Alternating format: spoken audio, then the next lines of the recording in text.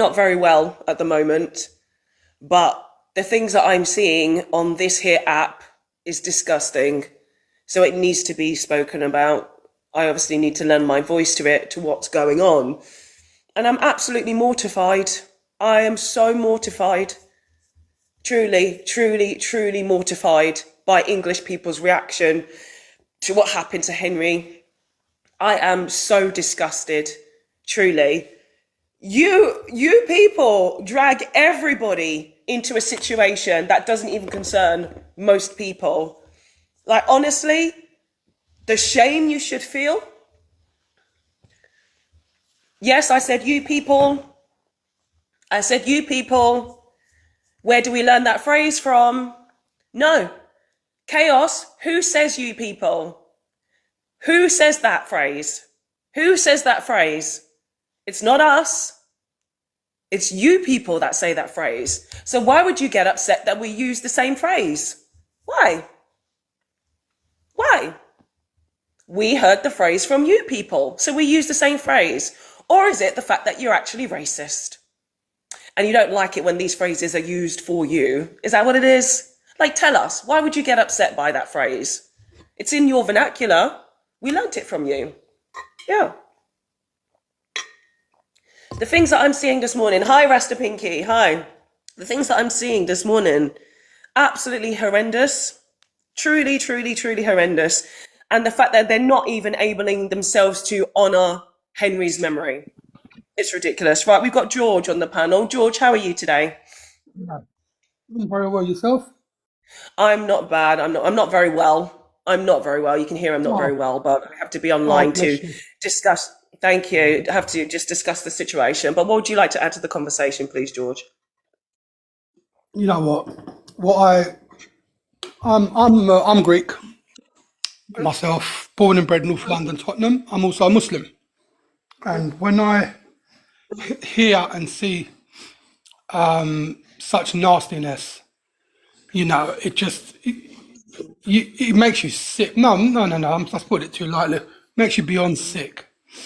How people are absolutely disgust me, man. I mean, you know, in what ways do you want to elaborate? Do you want to elaborate what it is that you see and what disgusts you? Yeah. Right. I this is my opinion, by the way. People can tell me to shut up. It's up to them. I've studied history for quite a while. All types of history, you know, from race and whatnot. And just to put it bluntly, without foreigners, the UK would be zero. Would be zero. And I think a lot of people that sit there say, get us out, stop the boats, all this disgusting garbage. And I will say it again, honestly and bluntly, uneducated people don't have a clue. And just to make another thing clear, we were all happy in our homes, countries. It was the Brits that came to other countries and said, come over. While they're, again, I can't be respectful because the truth has to be told, with them stealing everything from the rest of the world.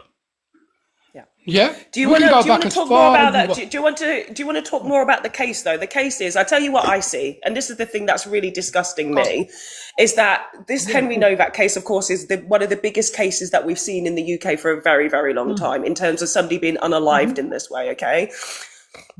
What I'm disgusted with is white people's reaction to this. They have changed, and I don't know if you've seen this, they've changed their profile pictures to be the last moments of Henry's life.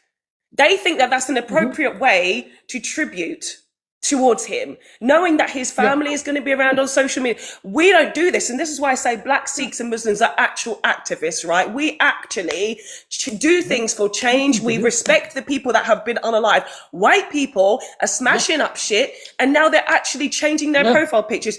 You think I'm making this up? I will find it and I will show it to you. Honestly, this is why I'm online this morning. I'm horrified. I was watching it on YouTube. Yeah, sorry. You saw it. Yeah. You saw it. It's horrific. I'm on the other and they're trying to say as well. So let me clarify as well for the chat. You've seen it, Mr. Panky. Because his hands are behind his back. Of course, when he's getting handcuffed, right, he's got a fist like this, right? He's got a fist. So they're saying, oh, because black people use the fist. What black people got to do with it? What have we got to do with this situation? What have we got to do with this? We're not even involved in this situation. And they're saying because black people had the fist, we can also use the fist too. So they've now got a British flag with the fist. Yeah. They've got Henry in his dying moments using a fist, bringing us into this. And they think this is why they're opportunists. You don't respect Henry. You don't respect his family. You don't respect actually anything to do with the case because you're supposed to be going after the police. That's what you're supposed to be going after, but not, you're literally just getting as much as you can around it. You're pathetic people. Now, George. Do you see in Southampton what's going on? Yeah, do you see what's going on in Southampton? Yeah, of course. I've also seen that too. Oh, absolutely awful. Did you hear Tony Robinson's report with response to everything? Well, yeah, I've seen some bits, and how hilarious is it that I've got people in the comment section saying you're making it about race. Tommy Robinson stood there and said, this is about race. So talk to him about it. Stop deflecting onto black people. Hold on, Leighton, I'll bring you in because Nessie's also waiting here. Okay? Nessie's also waiting. We had to add as well, these Muslims this, these Muslims that. What has it got to do with everybody else? Exactly. What the hell? Exactly, bringing in Muslims, bringing in black people. Literally, this has got nothing to do with us. Everybody is being dragged into this. Rasta Pinky, yeah, it's just you. It's just you at the moment because obviously I just said that I am just Bollywood. I saw your video this morning. Thank you for posting me on your page as well. But I'm going to go in order. Somebody else can't believe in the comment section that people on using Henry's picture. I am going to find the picture, but I'm also going to just move to Nessie. I will come back to you for a minute. And I will come back to you later, but I'm just going to go to Bollywood because I do know him. And thank you. And he is Sikh as well. So I obviously want to go to him and I want to find these TikToks about people changing their profile pictures to his unaliving body. Honestly, it's absolutely disgusting. So Bollywood, please start. Thank you, Bollywood. Good morning, folks, and thanks for giving this opportunity. And I was in tears this morning, and it's just like the way the hate is incited. First of all, these people need to know, okay, so you know the ceremonial knife we get if we have been to a Gurdwara, it's a blunt one, which you know the sacred food. You know when you go to the Gurdwara, you give your two hands and they give you sacred food in the Gurdwara, which is made out of sugar and flour. So to make it holy, they have to pass that ceremonial knife through the sacred food, and then the sacred food is actually distributed to the general public. First of all, people need to understand that the knife which was used was not kirpan. You know what I mean? You know what? Okay, Mr. Reed 7765, get your facts right. It was a knife crime and we solely condemn what happened. This is the problem with you people. You people are so involved, not getting the history right. I am telling you, the ceremonial diet is blunt. It's not gonna do nothing. It's not. You know, this is the problem. This is the problem. That these thick-headed people.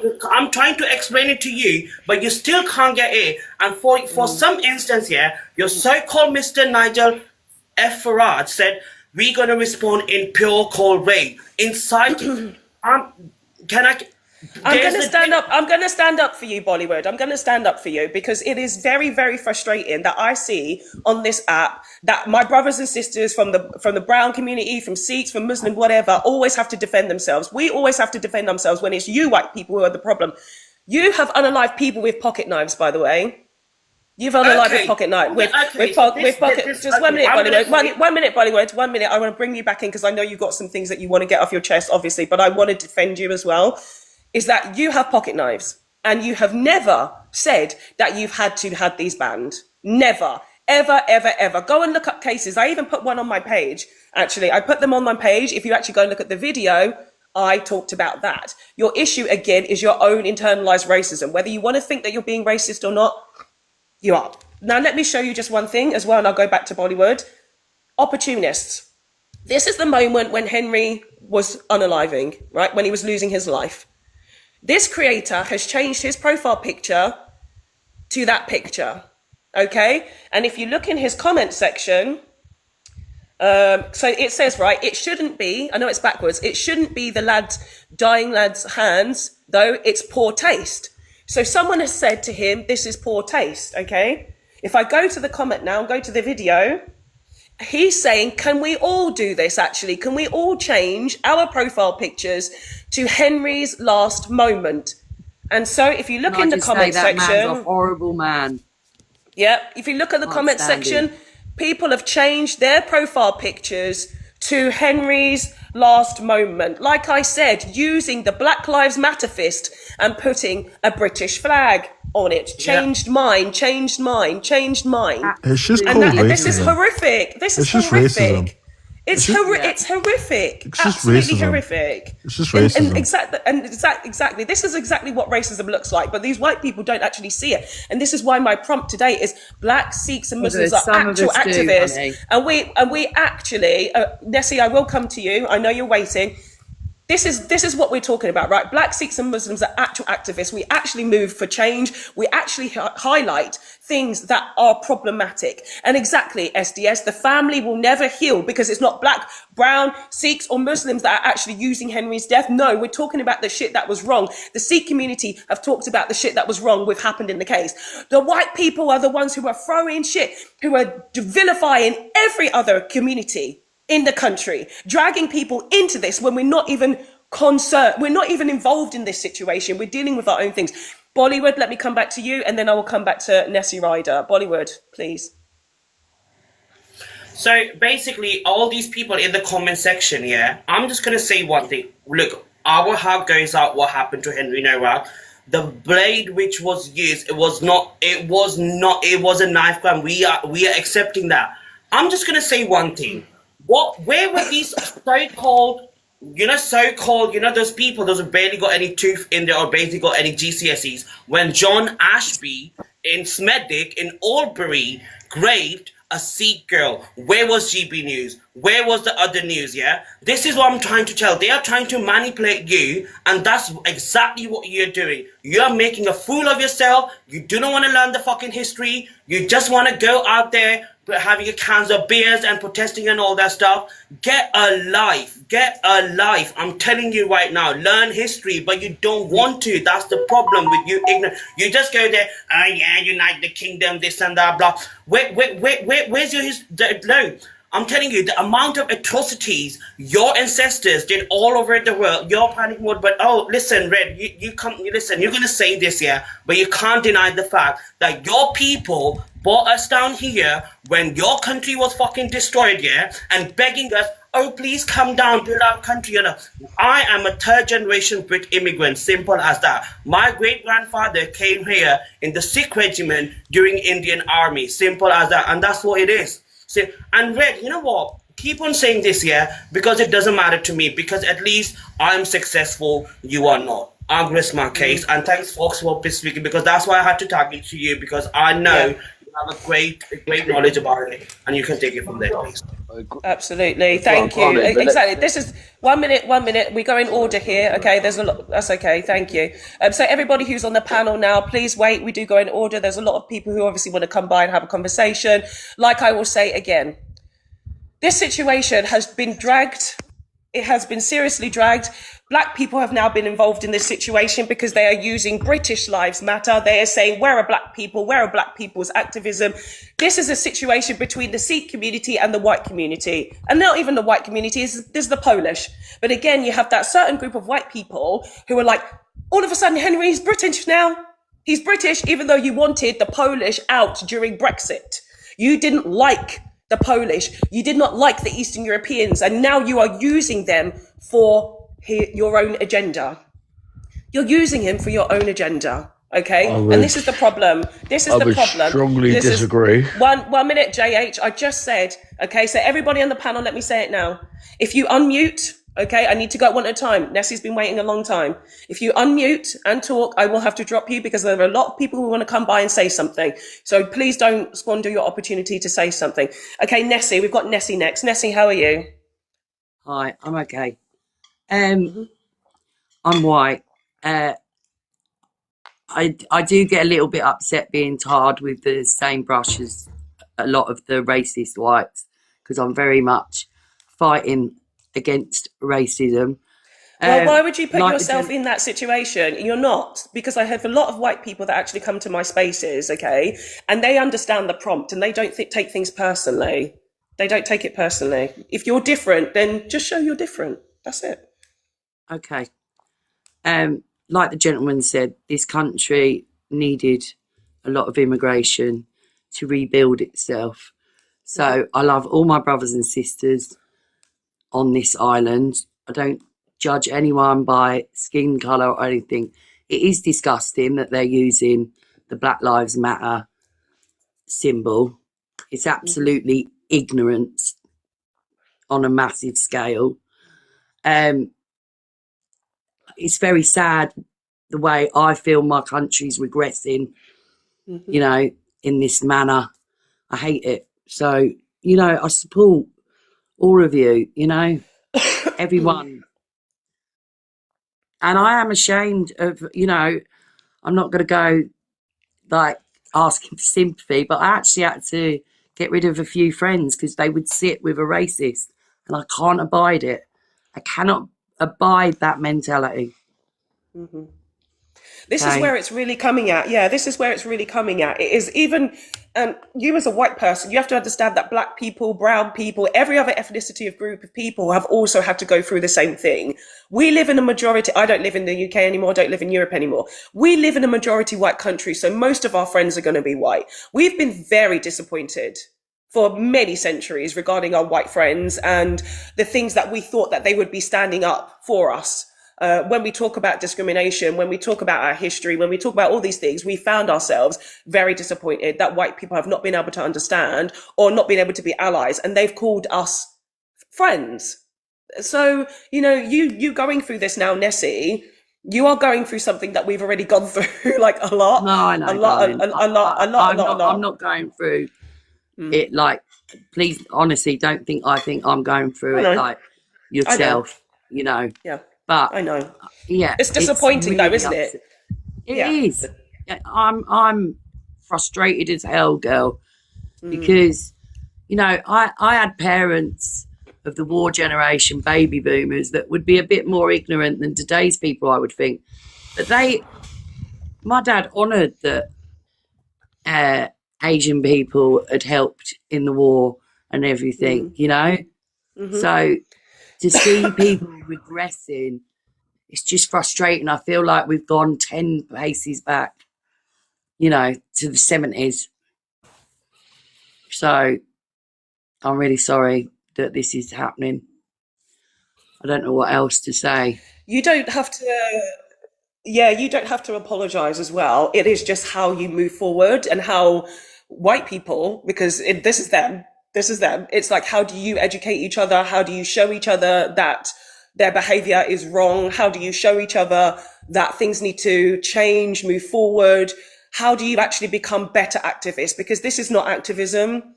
This is not activism. This is being so disrespectful to Henry's name, to his family, to the Polish community. Like, it is so shocking. Like I said at the beginning of this, I'm ill. You can tell probably I sound quite ill. I was not supposed to be online. Right. This is about Henry. And the thing is, I'm going to be real here. I think Henry was racist. I think he said something to Vikram. I do believe that he antagonized him because the case actually says that. Come on, bad man. He's saying this stuff to him. However, it doesn't mean that someone should be unalived. Clearly not. But the fact of the matter is, white people wouldn't have cared if it was not another brown person unaliving him. We know this because white people get unalived all of the time in the UK. They get pokeyed all the time. They get raped all the time. You know, people now are even talking about Sarah Everard. Okay, even men. I bring up Sarah Everard, and I've brought up Sarah Everard for a couple of years now. When Sarah Everard protests were happening, who was there? It was just women. Where were the men? Where were the white men? They weren't there. And at the same time, if you guys have seen that resurfaced tweet, Nigel Farage just said, guys, don't go after the police. Everybody needs to calm down. The problem's not the police. Nigel Farage said that. He doesn't care about women. He's an idiot. He's an absolute idiot. He's an absolute idiot. Exactly. He's ruined our country. Yes, exactly. Everything was, no, they weren't. The men were not told to keep away from Sarah Everard protest because there was men there. There are some men there. I My just, account is still, yeah, go on then. Oyakaya? yeah. Yeah, I just want to say that basically, exactly, I'm Safi. scared. I'm scared. I'm totally scared because this is the type of thing we've been worried about for generations.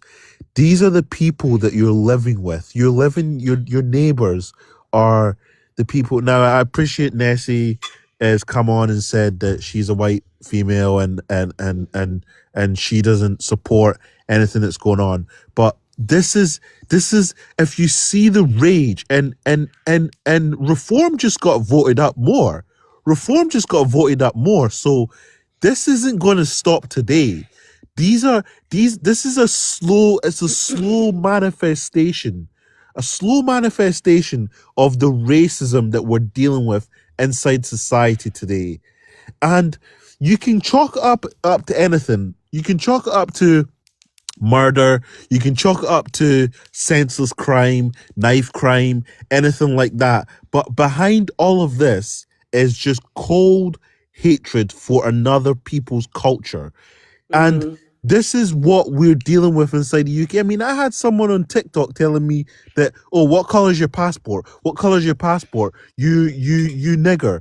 Like, I'm sorry for Please don't, using that. I'm please sorry don't, for please using don't that use the slur. I'm word. sorry for using that Don't use slur. it. But I just Don't have use to it. get across. I just have to get across how hurt and scared I am because honestly, these people that are taking over. They're taking over the space. I mean, how can you go out and protest and destroy, vandalize things like this? I mean, there's no other It community was that all right when it has. was to George Floyd, though, wasn't it? Hold on, shush. JH, I told you. JH, you were going to get your turn. JH, I'm going to have to drop you. It's going to be interesting because you were actually an opposing voice, but I'm going to have to drop you. I clearly said what my rules are. I clearly said what they are, JH, and now you've been dropped because you can't wait. There's KRO before you. Oh, No, Oyakai but was talking. this is the type Carry of on. this is the type of people we're dealing with. I mean, this is the type of people we're dealing with.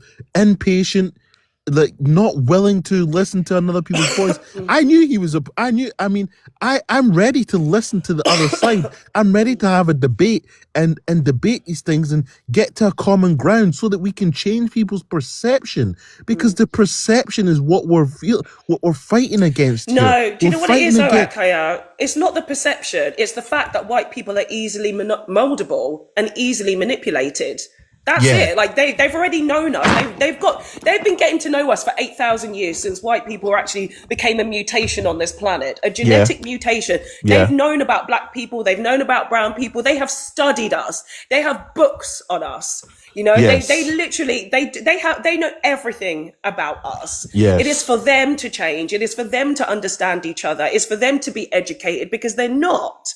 They're not educated enough to understand why this prompt is as it is. Thank you, Rasta Pinky, by the way. I know the chat is going off at the moment. Thank you so much for doing your work down there, Rasta Pinky. Like I've just said, there was supposed to be opposition as well on this panel. I've accepted anybody, okay? Anybody who wants to come up can come up. I've not discriminated against anybody. The fact That's is, all if I you want to wanted to come say up, anyway. thank you, Oyakaya. The fact is, if you come up here, like I've said, and you can't control yourself and you talk over other people, you will get dropped. So I don't know who's in opposition. I don't know who's for. I don't know. I'm clicking. So please, in the comment section, 1 minute. 1 minute is KRO's next turn next. So once again, everybody on the panel, please wait your turn. I will call you out one at a time. If you interrupt, you will have to get dropped. Okay. So we've got KRO next, please. KRO, how are you? Good morning. I hope all is well. I am a black woman, by the way. So I'm only really going to speak on my black people, and I want to speak on my Indian people because I actually do have a half Can you Indian just brother. Sorry, 1 minute. I'm just going to change the background because I do realise that I've got a spelling mistake in Henry Novak's name. So I want to make sure that he's also getting respected as part of this conversation. So just bear with me 1 minute. I just need to get the right spelling because I've done it already. Just need to send it.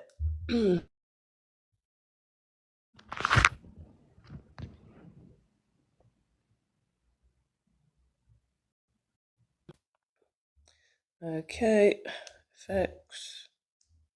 There we go. Now it's spelt correctly. Okay, KRO, please continue. Thank you. Yeah, I just want to remind my people and the Asian people how far we actually are coming from. For black people, it's 400 years, and we're still in this fuckery. And for some unknown reason, right, I have experienced racism even in my own friendships of white people, right? So I'm going to just leave this here. White people will always be racist, in my opinion, right? And it's absolutely time that the Asian community and the black community really come together and stick together. And by all means necessary, and when I say by all means necessary, we're talking about if any racist white person comes within feet, it's just turn them over immediately, because at this point, obviously they are raging this race war, and they've been raging this race war from a very long time, Yes. right? And Yes. we have been in a place of silence, right? We don't go out troubling people unnecessarily unless we are troubled, right? And the white people's nature is to be savages. The white people's nature is to be aggressive. The white people's nature is to steal, rob, grape. You understand where I'm coming from? We know who they are. We've had 400 years of Look at her lessons bobbing her head of like who a they fucking are, puppet in a right? car. And Like, they chill have out, no love, yeah? room to change.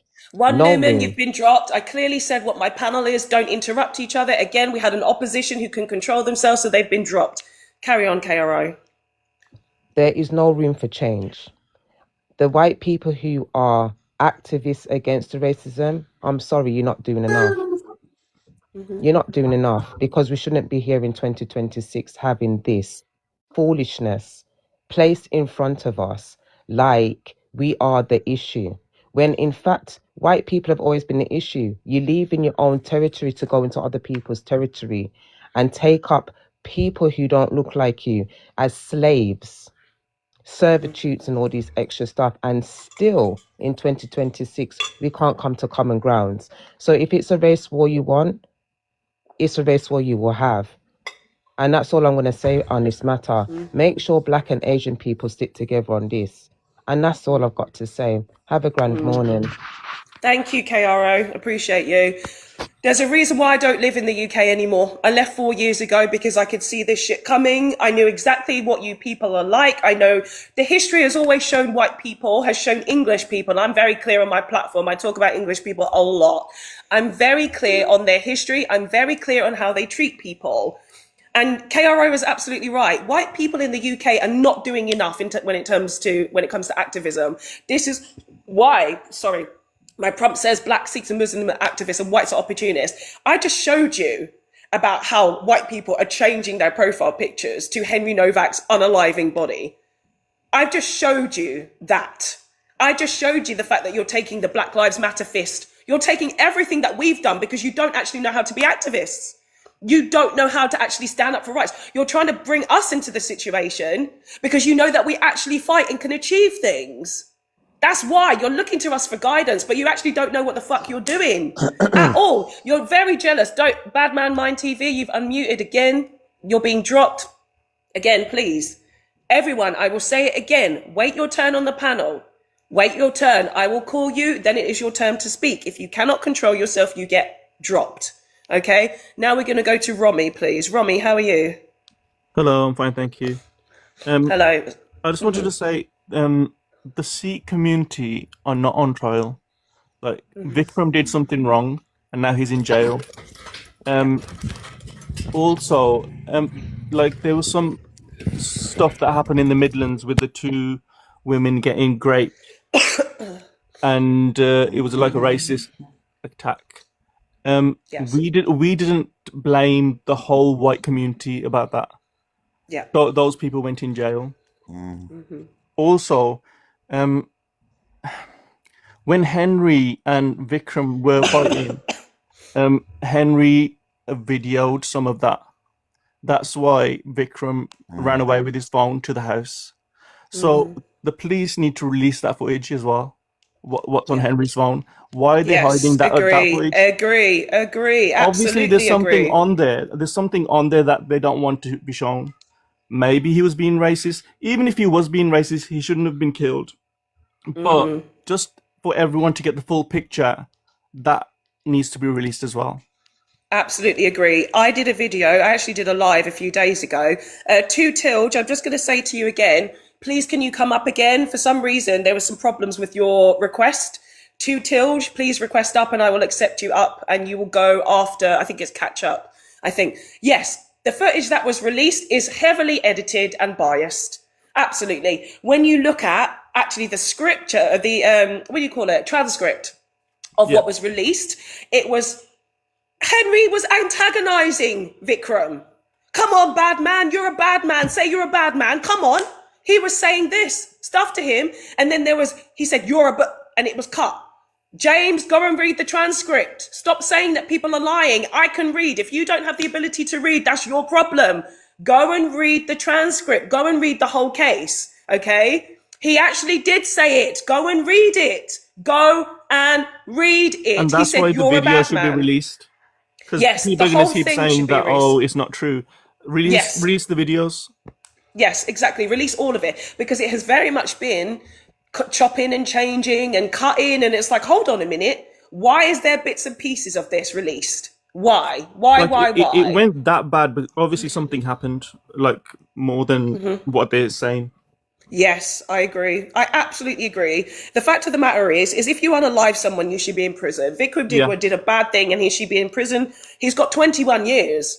When was the last time you ever... Yeah, he absolutely deserves it. When was the last time you ever heard anybody get more than 10 years? When? Yeah. And then the white people want to say this is two-tier, this is two-tier. Two-tier? Exactly. Excuse me? He got 21 years. 21 years. This is a prime example of it actually not being two-tier, dummies. There's a lot of knife crime in the UK, but for some reason this is getting highlighted.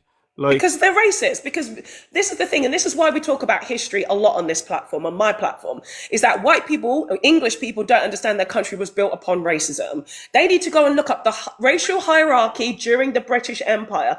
Just Google it. These people don't know how to educate themselves though, but I tell them, I give them the information. Look up racial hierarchy during the British Empire. They put black and Africans at the bottom. Then they put Asians next. Then they put Aboriginals as well down there as well. Then they put even Eastern Europeans were lower than white British people. And this is why you wanted them out during Brexit. And I will always keep telling you this. You don't like anybody, English people. Your history has shown that. You've invaded 171 countries. And it's always interesting in the comments section. They always say, Fox, what are you on about? Because you don't know your history. That's why you're asking me, what am I on about? It is so far over your head what we're talking about because you don't self-educate. We grew up in the same school system as you, but guess what? We actually went to read. We went to find out the truth because we're not drones. We're not bots like you people. You don't want to believe the empire was great and you want to believe that everything that happened in the country is always going to be sunshine and rainbows. You don't actually understand what's going on in your country and how you got to this position right now. You don't get it. You don't get it at all. So thank you, Romy. Is there anything else that you want to add? I'm going to move to well done, the next person. No, that's it. Thank you for that. Thank you, Romy. Thank you. Appreciate you. Okay, next person. We've got well done, Dave. Well done, Dave. How are you today? Sorry. I'm good. How are you? Yeah, I'm good. Thank you. I am going in order, aren't I? Catch up. I think you're still quite. Yeah, it's still in order. Yeah, we've got well done, Dave. Yes, thank you. Please wait. Yes, well done, Dave. I'm good. Thank you. So what would you like to add to the topic today? There's a few points I'd like to make, if that's okay. Yes. Firstly, in light of obviously what's happened to Henry, a lot of people are asking for the Kirpan to be banned, which on some level I can understand because I think you have to review any weapon that's in the public domain, which is then used to unalive someone. Questions the will be asked. Was not used. The Kirpan was not used to unalive Henry. No, but yeah, it was not. It was there though. It was not. Okay. Just let me finish. You're jumping on me before you're letting me finish. No, I have to correct you. That's all. I'm just correcting you. We have to be factual here. Continue. I don't know why I bother. My point actually was going to really help you, but anyway, the question I have to those people is: if a white British chef uses a steak pokey poke to unalive someone, would they ask for the same thing? Because there's also the same exemption for people to be able to carry tools to work, in which case a chef can have a pokey poke in public. I wonder if there'd be the same outcry if it was a white British chef that unalived someone. Well, that's the point. Yeah, that's the whole point. It's just there are several different weapons that are legal to carry in the UK. Several different ones, including a pocket knife. Okay, and that was also used to unalive people. But this is it. This is the double standard which you are hitting on. It is the double standard. People should then not be allowed to carry any kind of thing that can cause somebody to be unalived if it is in the form of a knife. We're talking about, of course, what this case is meant to see, and the fact that it's actually been turned around on the Sikh community, even though this weapon was not used to unalive Henry. I think as well, when you were talking about a lot of people who are weaponizing this as a way of a rhetoric, a narrative which is dividing us, which is actually quite horrendous.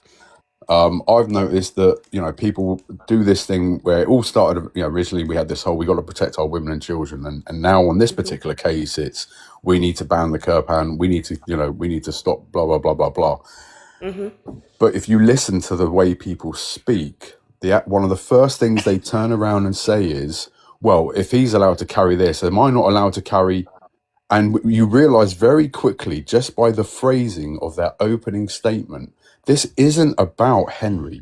This isn't about what happened. What it's about is white people looking over there and going, well, why is that person of that faith, of that colour, allowed to have something I'm not? That's what it's about, really. And it's being weaponized. Correct. And the only other thing I want to say, which is kind of slightly off topic, but it was mentioned and has been mentioned a lot because it was this man that incited the riots in Southampton. Regarding Nigel Farage, who's a big, I think, leader in the division that we're seeing, the issues that we've had. I mean, Henry's father asked for this not to happen. Nigel Farage went and incited the absolute opposite. And people are saying that Nigel Farage is a people of the, he's for the people, he's for this country, and he does that. He goes against a grieving father's wishes. And yet people will still say that that man is patriotic. And I just want you to think about this man. There are so many things that this man has done that is wrong. Even saying we won't cut taxes, we're going to cut taxes, and then he put them up. Even that doesn't put people off. But one thing I want you to think about, when you think about Nigel Farage, he was one of the main champions for Brexit. He wanted Brexit, and then he pushed for a crypto assets financial bill. Then he got paid 5 million by a crypto billionaire. Reform have also had 9 million from crypto companies. Now, if this man is patriotic, he championed something which has ruined this country so he could make millions. And he's the same man who was asking for cold rage in the light of something which is horrendous and tragic, and the family did not want to happen. That's what I want to say. Yeah, thank you so much. Exactly. And this is where white people need to understand their depths of their own manipulation. Like, truly, if you have somebody like that who is grifting at every single opportunity, like Well Done Davis said about the taxes, about Brexit, he has done it continuously to white British people, saying, hey guys, this is an issue, here's the problem. Oh no, it's not a problem. Gotcha. And he keeps doing it over and over again. When are you going to call into question your own sense of judgment? Like, English people, are you able to do that? Are you actually able to do that? Are you able to have your own opinions about things? Or is it the fact that you're so submissive you need to have a leader? You need to follow Nigel at every single opportunity. You need to follow him because he's God or something to you people? Truly, is that you're that lost that you need to follow somebody like Nigel, who literally has been the most disrespectful person for years? And even a white man in Henry Novak's father has said, we don't want his death to be used. And Nigel's done it anyway. And you're like, fuck that guy. I'm going to go with Nigel because Nigel actually cares. Nigel's actually for the people. You lot are lost. You lot are so freaking lost. You're so lost. You have no idea how lost you are. Thank you so much. Well done, Dave. We're now going to Mr. H. Mr. H, how are you? I'm good, thank you. How are you doing? I'm okay. I'm not very well. I don't know if you can hear. I'm like, ugh.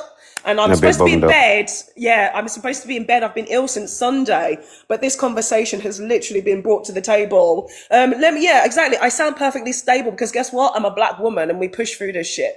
Yeah. We don't suffer from this like man flu stuff. We get on and we do what we got to do. So yes, please, Mr. H, what would you like to add to the Well, as conversation? a Sikh British guy, and all the focus has been on the Quran since all this happened, and this happened in December, and it's just coming to a light because he's been sentenced, and the way that the media has portrayed it, and Nigel Farage has portrayed it, it's been absolutely ridiculous. I fear for my children going out, walking in the streets where they might be just randomly attacked. And this is what's happening in this country. They're putting fear in people's minds and people that they don't send their children out. And this is the thing that these people that follow Nigel Farage do not have an ounce of critical thinking.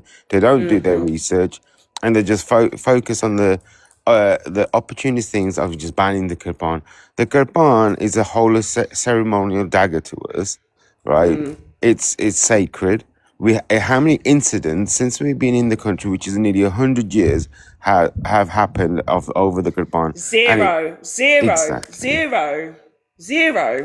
And this is the thing, right? When they just jump on the bandwagon and they don't think about what's happened and the implications. I mean, during World War One, II, Sikhs were on the forefront, having their own battalions fighting for the British, with the British, right? And whilst they've done horrible, disgusting things when they're carving up our land, killing 165 million people, looting $45 trillion worth of wealth from my country. So they don't think about what they've done. They just want rage for that moment. Yes. It's any opportunity that they can get angry. That's what they're taking, right? They're taking any opportunity. I had somebody come on the panel a couple of weeks ago, or maybe last week or so, saying, if you just put the football on, if you made the football free, these men would not be out in the streets at all. They would be at home watching football. That's exactly what they would be doing. But they need something to rage. Like they need something for them to get angry because they've got all of this stuff that's inside them. But it doesn't matter the situation, what they're raging for. They just need an opportunity. And Henry is the next opportunity because all of a sudden, there's a white boy and we care about white boys. He's Polish. They don't. He was Polish. He's a Polish descendant. Yes. And they want all the immigrants out at the same time. Make it make sense. Make it make sense. I always bring up Brexit, the slogans, and I put the video on my page. It's pinned. You said, get the Eastern Europeans out. Eastern Europeans actually faced a 77% increase in discrimination during Brexit. You do not like the Polish. You do not like Eastern Europeans. Nigel Farage says he doesn't even want to live next door to Eastern Europeans. Go and check my page. Go and check my page. My first third pinned post is talking about how much you did not like Eastern Europeans. And you actually unalived an Eastern European, actually. You did. You unalived an Eastern European. His name was Alexei something, I can't remember. So, you unalived a Polish guy. And yet you're now defending this guy, only because he was unalived. So exactly, Lewis, because they're white. It's only white. White, you care about white. You care about white. This is another thing. 1 minute, Mr. H, and I'll bring you back in. There's one thing I want white people to do. If you think you're activists, why can't you come up with your own slogans and your own shit? Why is it British Lives Matter? Why are you using the Black Lives Matter fist? Why are you now getting on one knee? Why are you now saying that you're woke now? Like, literally, why can't you come up with your own stuff? Come up with your own stuff. Can you come up with your own things? If you actually believe that you're fighting for the rights of white people, why don't you come up with your own slogans and your own ways to actually fight for white lives? Because you're so under threat. Because white people have always been under threat. In the 8,000 years you've been on this planet, you've always been under threat. You've been under threat by other white people. That's the situation. You've only ever been under threat by other white people. Not black people, not brown people, not Asian people, not South Americans, not from anywhere. It's only other white people. It's embarrassing. Fifi, good to see you. It is. It's embarrassing. Mr. H, please continue, and then I'm going to go to catch up. Yeah, I just want to mention one more thing. So you mentioned football. So during the Arsenal parade, there were 9 incidents where they used the pokey. Why isn't that highlighted? Why are they not talking about that and the people that was pokey that doing that? And this they're just using this as an scapegoat to insinuate hate. Yeah. Hate. That's what they're full of. And even when I'm growing up, I experienced direct and indirect racism. Even at work, I experience this as well. Yeah. You don't stop. That's the thing, they don't stop. And this is why you guys who are here regularly know I talk about the Great Replacement Theory. The universe has decided that white people, you aren't compatible with this planet anymore. You've had your time. You've had your chances. You're not doing enough to actually be on the side of the global majority. This is why your birth rates are falling. This is why you think you're getting replaced. This is why the white ratio is going down in the UK. This is exactly why it's happening. The universe is saying, bye. See you later, guys. Au revoir. Auf Wiedersehen. Bye-bye, white people. No more for you. You've had your time. You've chosen wrong every single time. There are so many people, though, like we have some people who are white activists who do come in this space, who have been on the panel, but you are actually making yourself be like, right, okay, I need to understand the gravity of the situation to understand that actually my activism as a white person is not good enough. It's not good enough, but too many of you white people in the comment section right now are victims. You're making yourself victims. You're saying that this is racist, this is racism. Good luck to you. Seriously, good luck to you. Good luck to you, because you're not even experiencing 1% of racism. And yet our people have had hundreds of years of it and we're still going. But you people have had nothing and you're already going down. Good luck to you. Thank you, Mr. H. We're going now with Catch Up with Claire. Thank you, Mr. H. Thank you. Catch Up with Claire. How are you today? I'm good, Fox. I just want to commend you and say you're not the only one that you got. Sorry, I'm a bit stuttery. That got out of the UK. Take your time. I'm getting out of the UK as well because I can hate it here. My son is Pakistani and I'm a white Muslim, right? And all of the Islamic insults I get are only from white people. White people. They are the most racist people going. They are. I remember I was living in Birmingham. I went into a charity shop and this woman, she was Pakistani, right? She was just buying something. My number is this perfectly normal transaction. And because I wasn't wearing a hijab, the guy who ran it, he turned around to me and said, oh, they breed like rats. And those bloody Pakistanis. I said, excuse me. I said, my husband's Pakistani. He shut his mouth like that. I was like, this is disgusting. You think that you can say anything to me just because I look white? Yeah, you know? well, they do. And the funny thing is as well, Claire, is that even if you have an English accent like this, they also think they can say the same thing. Yeah. Really and truly. But that's the thing, Fox. I am so scared of living in this country because my son is mixed race, okay? I am terrified of sending him to school because he's going to pick up what these people do, you know? And I am terrified. It's the same with my husband. You were talking about privilege and things like that. Yeah, white people are bloody racist, okay? And my husband has more racism because he drives a Mustang and they don't. They're do not like it. They do not like it when a different ethnicity has more than them. They cannot stand it. They are so jealous. It's ridiculous. I come across, I say I'm racist against white people, which is hilarious because I'm white myself. Because I know the truth. They are so two-faced. They will be nice to your face and they will stab you in the back and rub your tummy at the same time. I've seen it, you know? You're very true. You're very correct. I'm just going to interrupt you for a second, Claire. You're Welsh.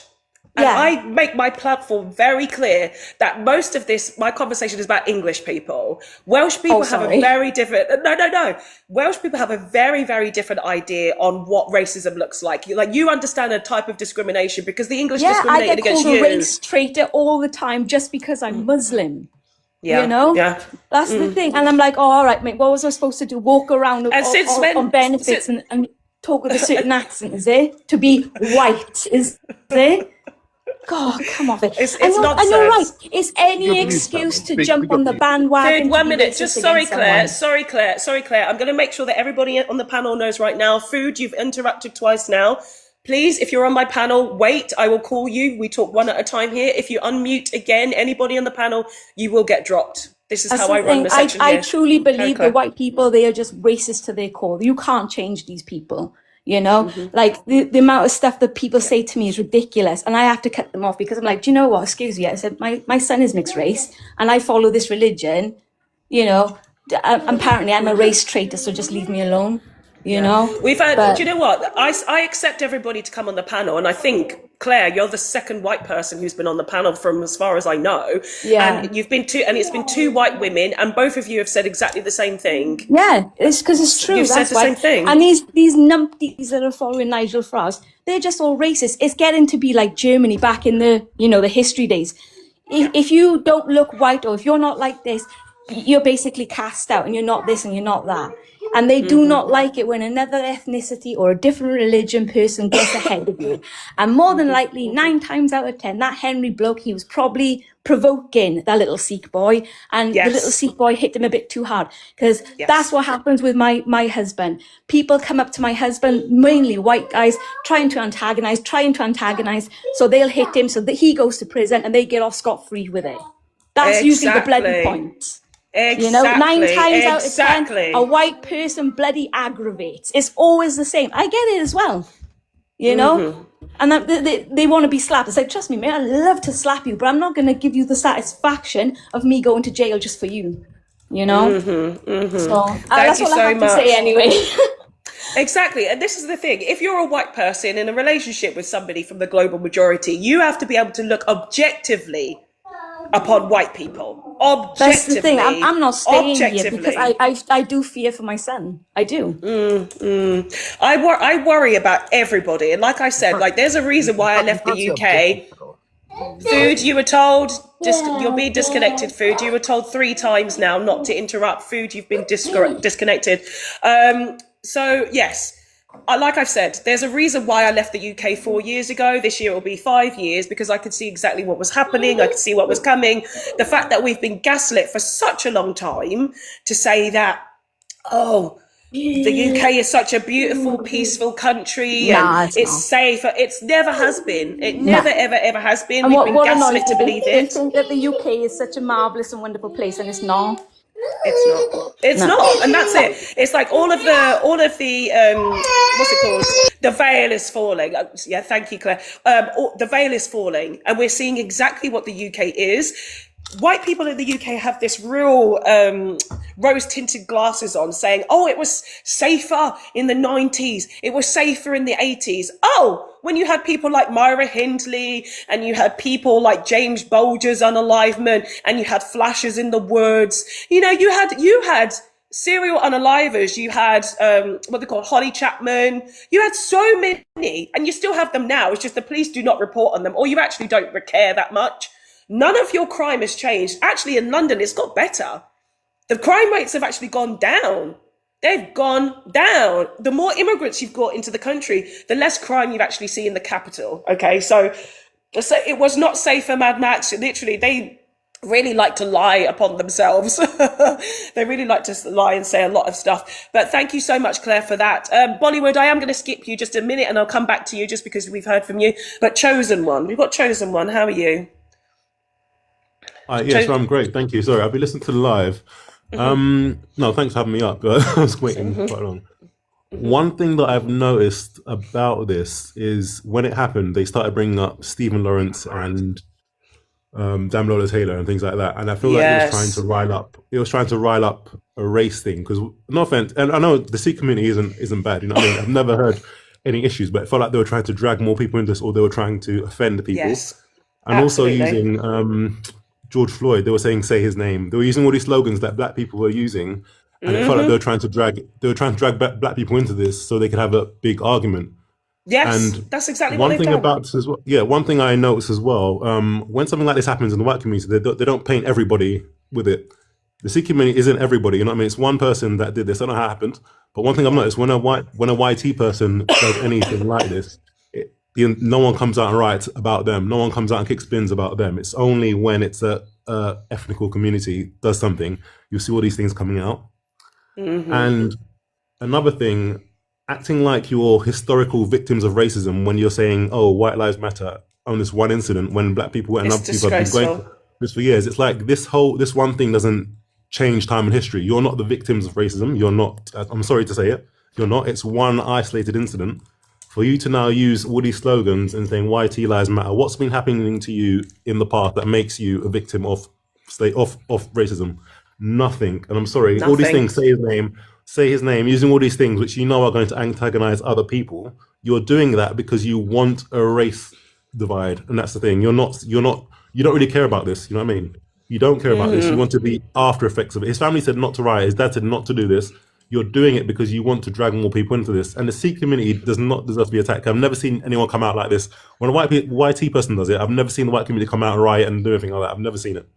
It's absolutely disgraceful, because if the rest of us acted like this against white people, there would be no more UK. There would literally be no more UK if we did exactly what white people do and how they treat us, how they unalive us, how they grape us, for every community in the UK.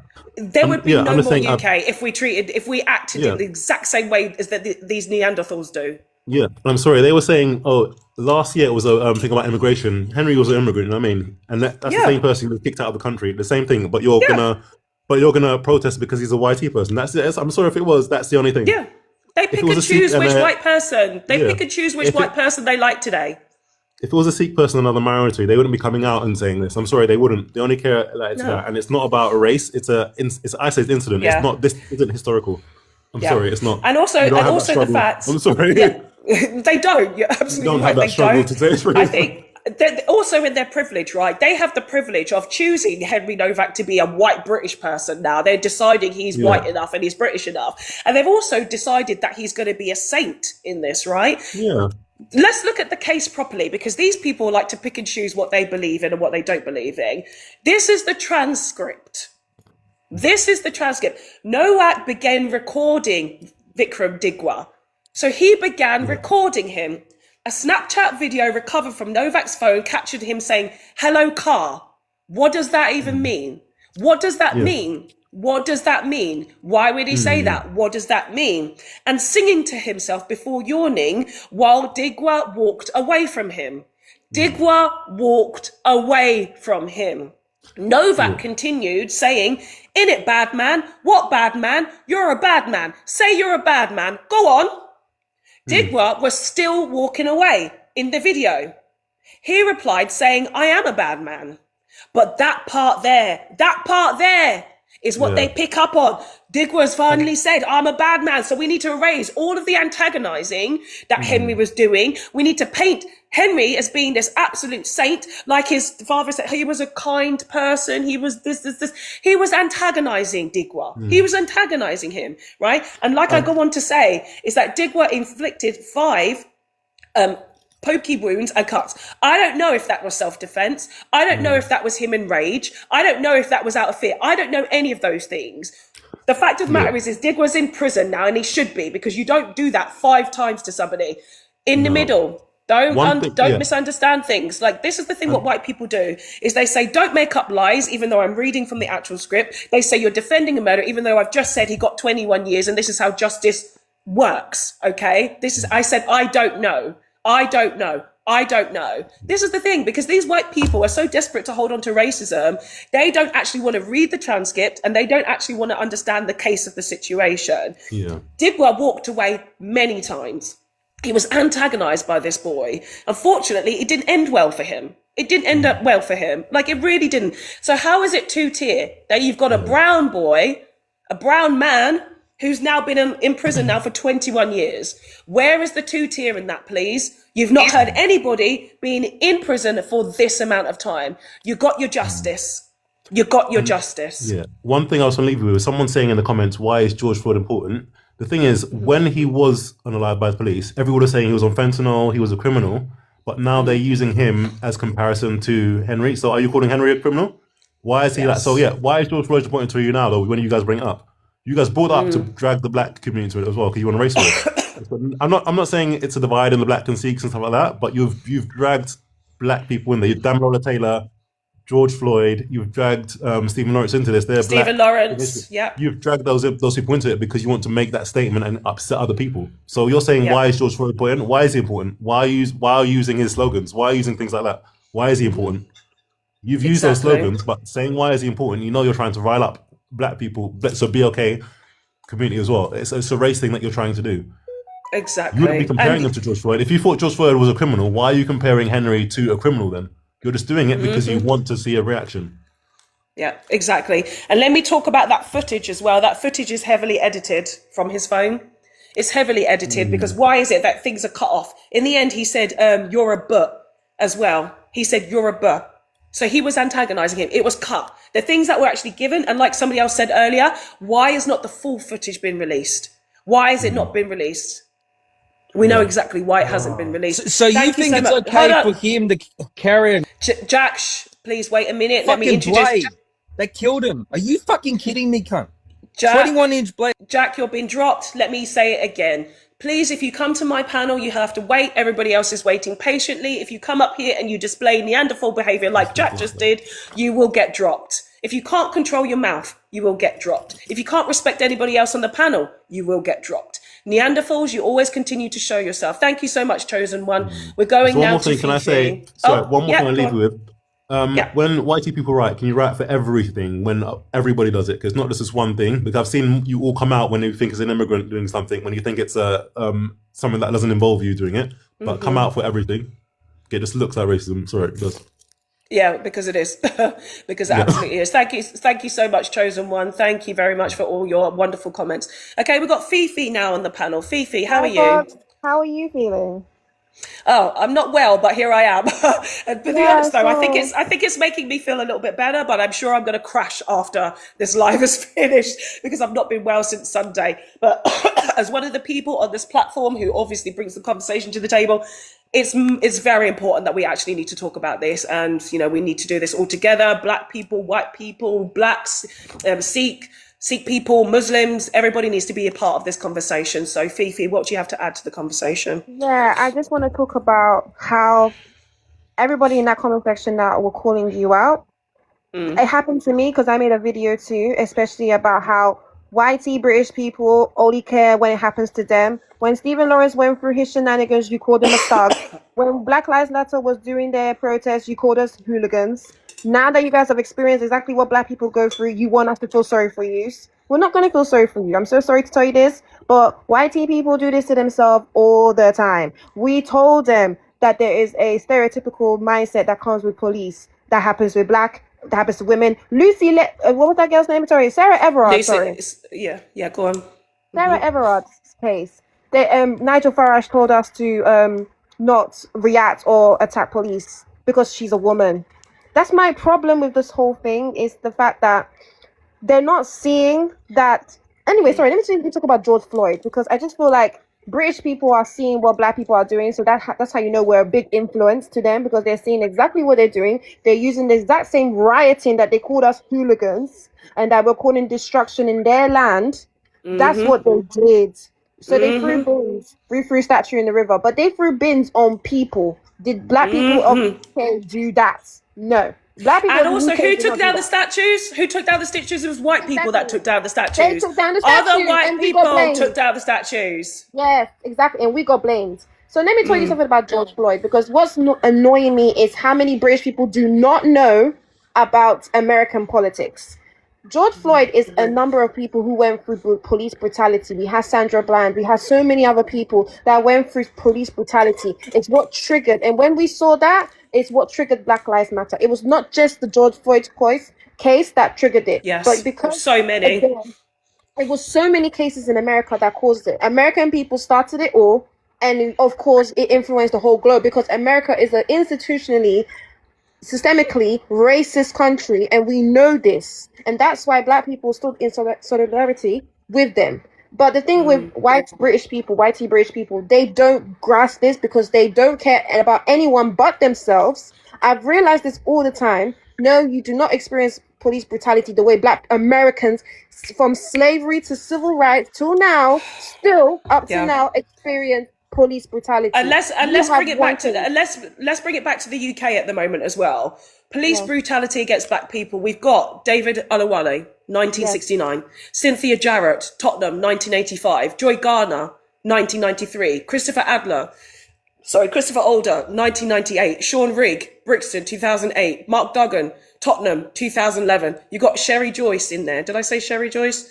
You got Sherry Joyce. You got Rashawn Charles. You got Colin Roach. You got Chris Cabba. And I talk about this a lot. I talk about anybody, my smiley culture, thank you, Nate. I talk about anybody from an immigrant culture and the way that they've been unalived. I talk about Jean-Charles de Menezes. Did he get justice?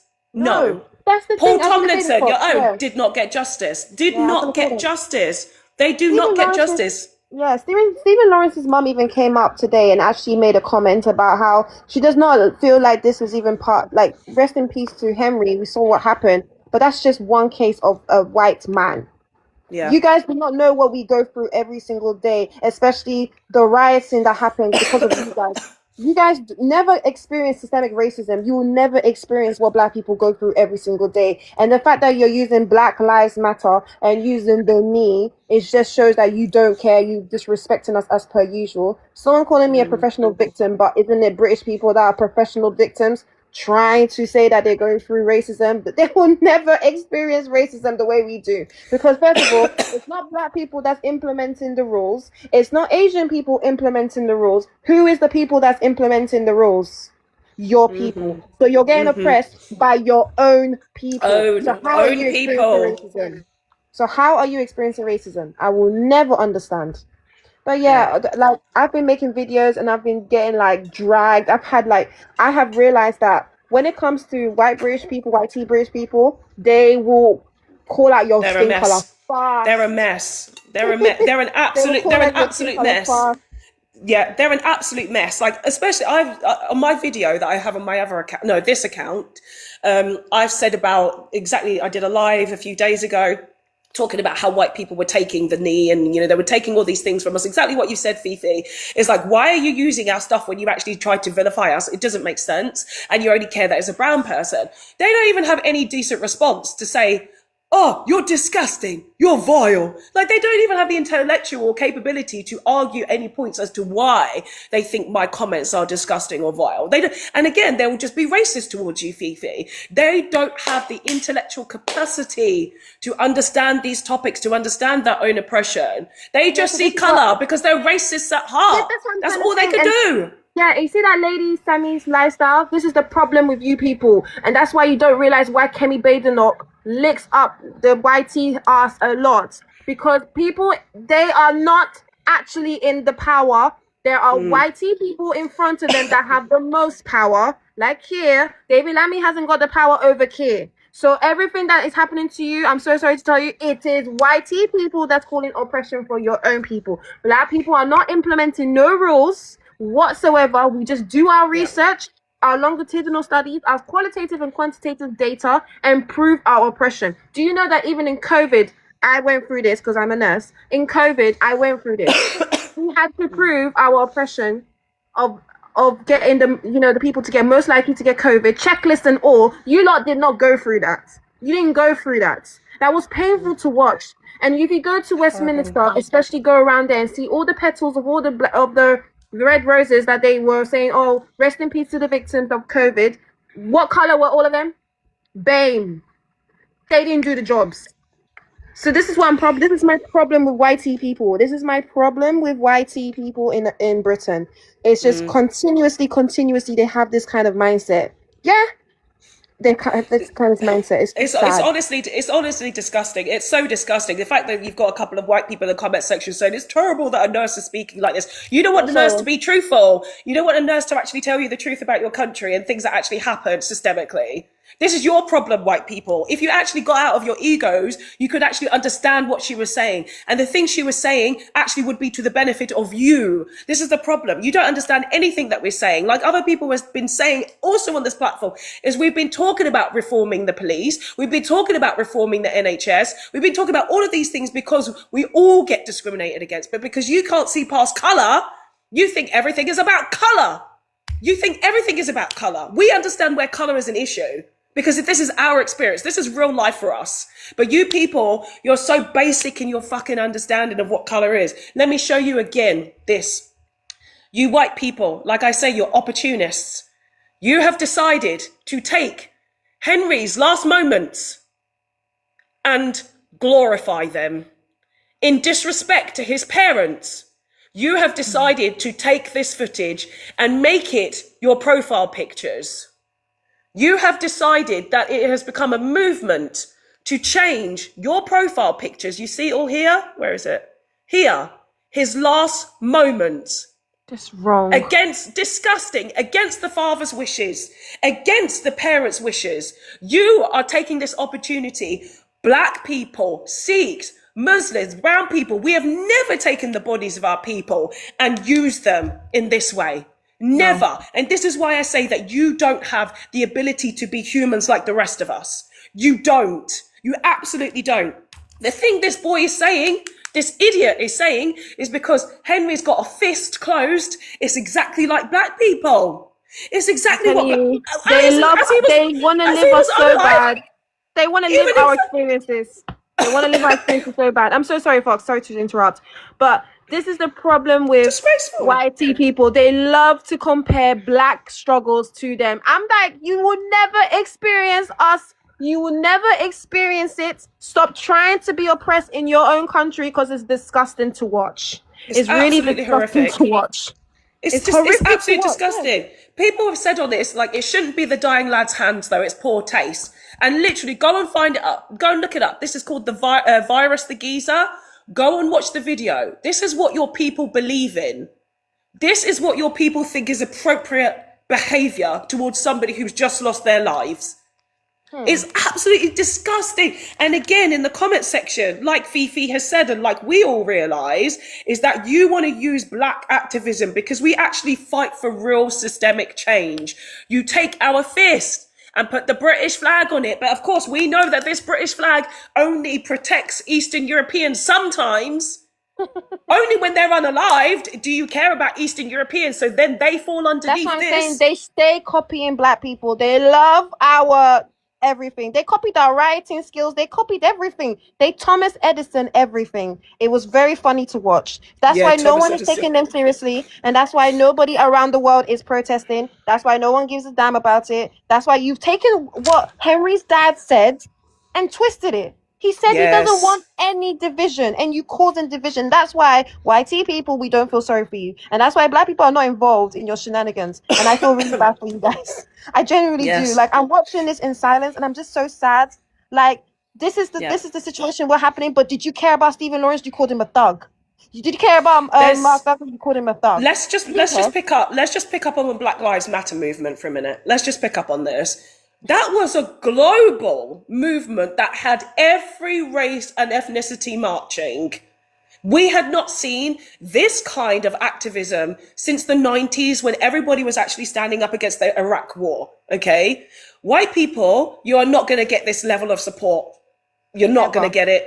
You're not ever going to get it. And you're not going to get it in this because you've not been consistent in your activism when it comes to Eastern Europeans.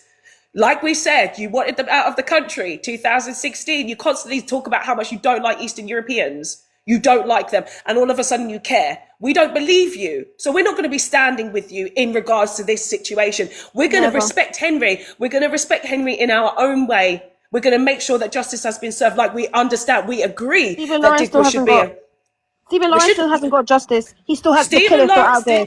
This is the comparison they're trying to use. They don't have justice. Henry got quick justice, and Stephen Lawrence's killer is still out there. And this Eve is the problem with Sakila, British people. Eve Sakila, I'm talking about Eve Sakila as well in Republic of Ireland, still has not got justice as well. This is what we're actually fighting for real change, for real understanding of actually how these racist systems do not support black and brown people. They just don't.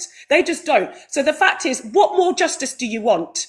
What more justice do you want? You don't want justice because you don't know what justice looks like. You don't understand that you've got justice now. You just want to be thugs. You want to be the thugs that you think that everybody else is being, because all you do is project all of the time. You say everybody else is the problem when you are the problem. Thank you so much, Fifi. Thank you, So Fifi. just one more thing. Yes, one more thing. Sorry, trying to compare Stephen Lawrence and all that stuff to Henry Novak is a kick in the teeth to a lot of black people who have been fighting for injustice this whole time, especially when Stephen Lawrence killer is still out there and he has not been jailed. Anyway, thank you so much, folks, and I'm sorry for getting you riled up. No, girl. We're all here together. We all need to process. The thing is, if I was lying in bed right now, sick as I am, I would not be able to feel better after these conversations. These conversations, we need to get our fury out. We need to get our opinions out. We need to be able to do these things so we can be able to move on and move forward. So thank you so much, Fifi. Thank you. Now we're going to go to the next person. So again, everybody who is new on the panel, please wait for me to call you. If you do unmute and you do interrupt, you will get dropped. Okay. But this is how it works because there's a lot of people that want to say something today. Okay. We've got Information Station today. Information Station, how are you? I'm okay. You're all right. I'm guessing. As good as can be. Yeah. Continue. What would you like to add to the topic? First of all, I just want to start by saying I want to send my condolences to Henry and his family and friends because it was a tragic incident that shouldn't have happened. But I would like to start by saying this has no racial aspect to it, and I just want to give you a hypothetical. If those officers were from an ethnic minority, they would probably be on the stand with the Sikh guy. Yeah. Because, it's definitely neglect, but it's like you can't say there's a racial aspect about it. It's just the whitey police officers. So there's not much that they're really trying to go at the police at. It's now they kind of scapegoat it. Oh, we're going to ban this, ban whatnot. And the police do what the police do, innit? The claimant's made a claim. And they've came and have sided with the claimant. This is what usually happens. If I phone up and say something's happened, which I would never phone the police, but if I did, they're going to take my word. I'm priority, and I'm the one who's called you. It's a business. Yeah. The force is a business. You're now working for me. I've called you. You've come to work for me. So I get why the police. I don't agree that they had him in handcuffs and he was screaming, I've been poked so many times. And they didn't check him out. I don't agree with that, but I understand why the Sikh guys became priority because they made the claim. Cool. Yeah. Let's pick up on that for a minute. Let's just pick up on that. Okay. So there were no eyewitnesses to the attack. Okay. Digwa's brother, Gurpreet Digwa, made the 999 call. Okay. So what Information Station is saying is absolutely correct. The people who are the victims will always get first. They will get first priority. They will get first priority, right? That's what happened. So let's read on. It says that so apparently Digwa lied to the police and said he was a victim of a racial attack. But how can they say he lied? This is where I question, right? How can they say he lied? I don't understand that because they're only releasing little bits and pieces from this footage. And like I've said, he was seen to be walking away many times. So how can they say that? The fact of the matter is, if you know anything about Sikhism, you know that if you wear the turban, it is sacred. And the fact in that footage, his hair was out. If you wear the turban, you cannot have your hair out in public. Yeah. His hair was a mess. He said he got punched in the eye. To me, it seems like Novak probably did punch him and probably did take his turban off. But there was clearly a difference. Yeah, there was clearly a difference in strength. And the fact is that Vikram used the pokey, which he shouldn't have. It was absolutely disgraceful that he did that. He felt like he had to go for it. And again, I need to see in this case, because I've not seen it. Originally, the case said that Digwa said that he thought he was going to go for his kirpan or go for his nepran or something. So it was self-defense. I've not been able to see that. So for me, I don't feel like it was self-defense. I feel like Digwa probably was a bad man. That's what I feel like. But he was antagonized to get to that point. Okay. Yes, it was excess. Yes. And like we said, like people need to understand, the kirpan was not used. It was an additional knife that was used. Okay, so you guys, if you're mixing stuff up and you're saying, "Oh, it's a Sikh thing, it's a Sikh thing," you're not understanding the case. If you're not reading the whole transcript and saying that it's just Digwa who's the antagonizer, it was not the case. Novak was the one who was antagonizing him, and he unfortunately met the end. He unfortunately met the end because he was antagonizing. And Henry was found to have alcohol in his system. Yes, it's below the drink drive limit, but it's still enough. And I'm a man. I've been clubbing many times, and I know how Jack the lad gets when he's had a few beers. He gets very nasty to people from an ethnic minority. That's just how some of them are. Some of these YT type of people are. I'm not saying that's directly what he done, because I don't know. I ain't got no evidence to fully say it, and the video's not really backing it up because they've made sure they cut it. But I'm pretty sure he was antagonizing the situation. He was. Let me say it again. Let me say it again, because the problem is with white people is they actually don't read the case. They actually don't care about the case. They don't care about Henry. We read the case. Novak, he said, let me read it again. Some of you have already heard me say this. Novak began recording Vikram Digwa. A Snapchat video recovered from Novak's phone captured him saying, "Hello, car." Again, what does that mean? And he was singing to himself before yawning while Digwa walked away from him. So, Novak started recording Vikram Digwa first. He started it first. Why was he recording him? Then he said, "Hello, car," singing to himself before walking, and Digwa was walking away. Novak continued, "In it, bad man." What bad man? You're a bad man. Say you're a bad man. Go on. He was filming him and antagonizing him. Digwa was still walking away. He was walking away. Digwa replied, "I am a bad man." And then he said, "You're a butt," and stopped. It stopped the recording. So again, bits and pieces have been released. This is not full footage. Why is it being edited, and why are edited parts out being released? Then again, Digwa inflicted 5 pokey wounds or cuts.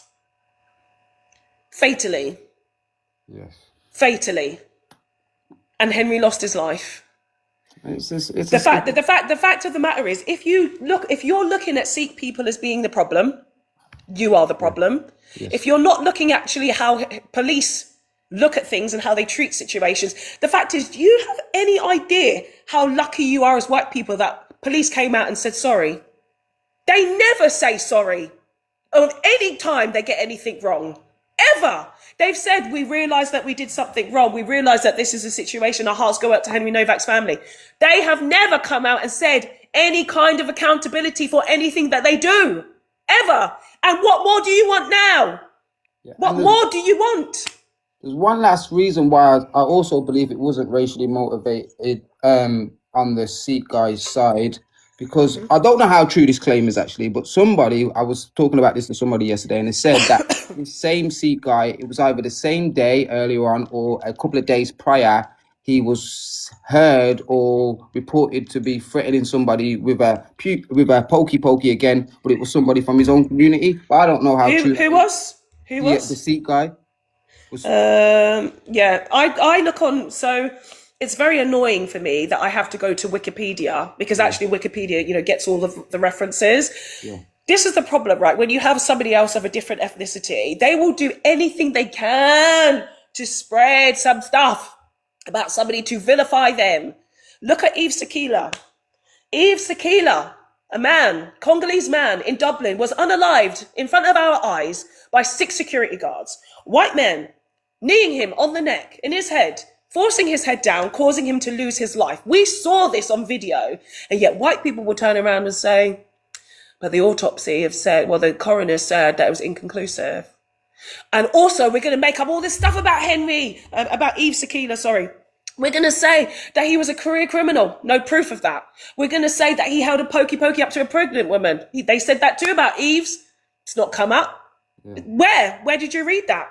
They will literally come up with anything and everything to vilify a black and brown person, because this is what racist does. And this is what racism does. This is what racism does. They will make it seem like you are a problem, or even if you're unalived, it doesn't matter because they don't value your life equally. They don't value us. They don't value themselves. And this is the whole problem, because it actually is not really about us.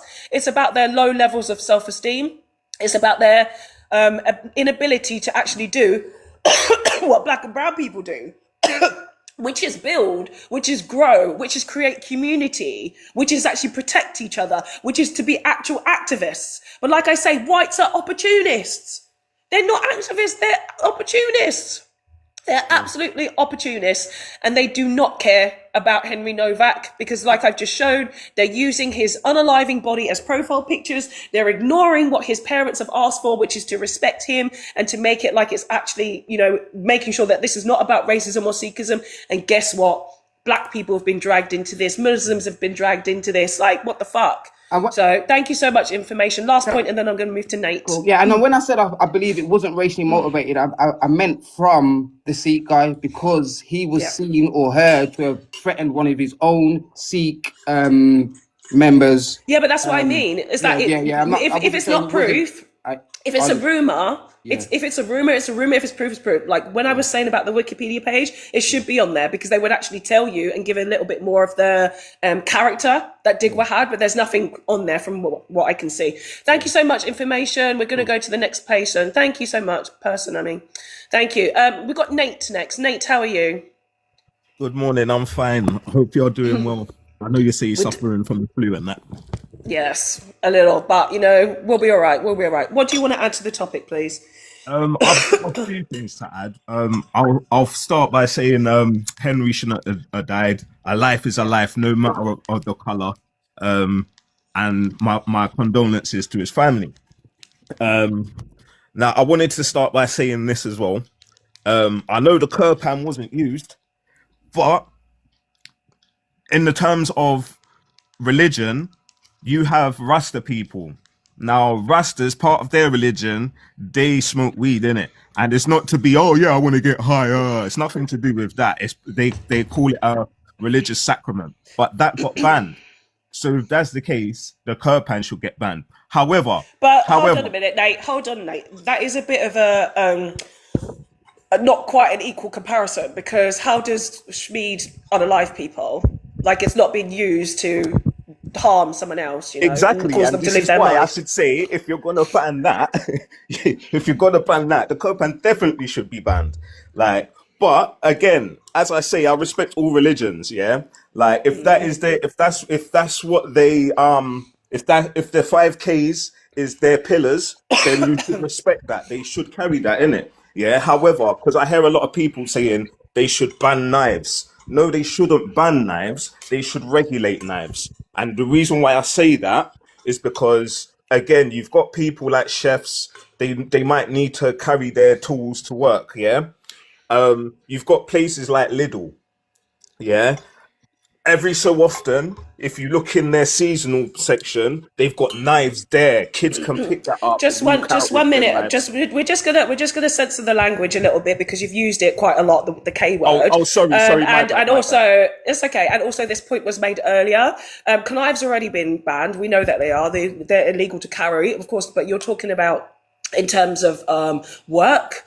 You know, people don't need to worry about any of that stuff. I think what we actually need to worry about is the double standard. I brought this up earlier. The Kurban was not used to unalive somebody. This person happened to be Sikh and happened to carry another weapon which unalived Henry. I also bring up the case that there were white people in the country that have unalived people using pocket knives, which haven't been banned. Pocket knives are not illegal to carry in the UK. But there are cases where young white boys have unalived other white boys. So this is the double standard where I'm coming from. If you're going to ban that, you need to ban pocket knives and any other ceremonial weapon or anything. Like everything needs to be banned. And thank you, Morgoth says air rifles. Exactly. Anything that could actually be seen as a weapon in that way needs to be banned. It needs all of it. The thing, it's like, on your prompt, it's got black Sikhs and Muslims are activists and white are opportunists. And I will agree with you, like, and I'll say it like this. And a lot of you white people in the comments, I know you're gonna come for me, but it's the thing is, yeah, your history is based upon thievery. Yeah, your history is based upon thievery. Yeah. Now, look at your protests. You go on your protests talking about, oh, we're fighting for our country. We're fighting for our country. But yet still, I'm hearing big what's his name, Egyptian playing. Girl, me want to hold you. You're playing black people's music, but you want black people out of your country. Come on, make it make sense. They really suffer from so much. Like, they are ridiculous people. Like, honestly, I find myself increasingly irritated, especially for myself, who's left the UK. I left Europe. I didn't want to be around these people. Yet I end up talking about these people almost every day. I get annoyed at the universe. I say, universe, I came out of that country to retire. Why the fuck am I still talking about these fools? Because then the universe says, Fox, unfortunately, this is what you signed up for. And I'm like, this is what I signed up for? I live in a beautiful country. I got sea view. I got mountain view. I got a pool. I'll be chilling out here. And they said, no, you need to call the English people to account because they aren't doing it for themselves. And so I have to create the platform. So we all end up talking about their stupid asses. And it's very frustrating. Very frustrating. So thank you so much, Nate. Thank you. Just one more thing. I think on their part, that's big embarrassment, because you're saying you want everybody out. You want everybody out, but yet still, whatever we brought to the country, you want to take it like it's your own. Yeah. So let me just say this: you want us out. You want us out. So on a Friday night, when you've got drunk, because that is really your culture, getting drunk and beating your wife. Yeah. Like, after you've done that, now where are you gonna go? You're gonna go to the kebab shop.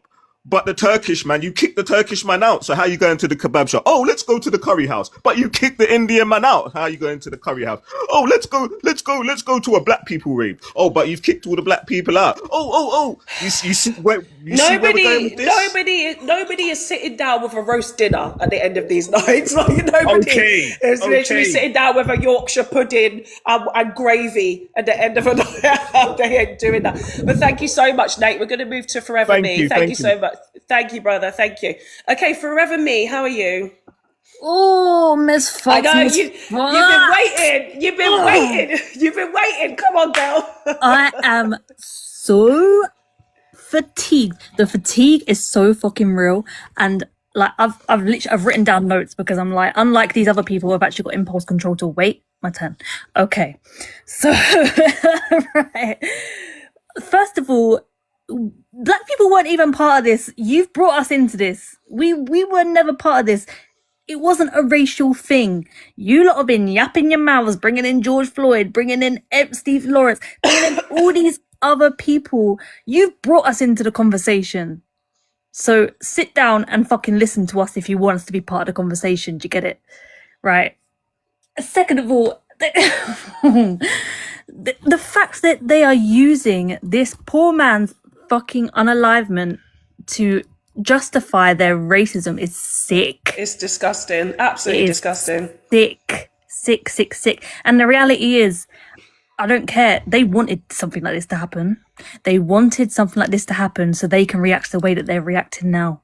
And it is what it is. We saw the same when it came to what happened in Southport. Like, nobody actually cared. Everyone was just speculating about, oh, what religion is he? Is he an illegal immigrant? Is he this? Is he that? No one actually cared.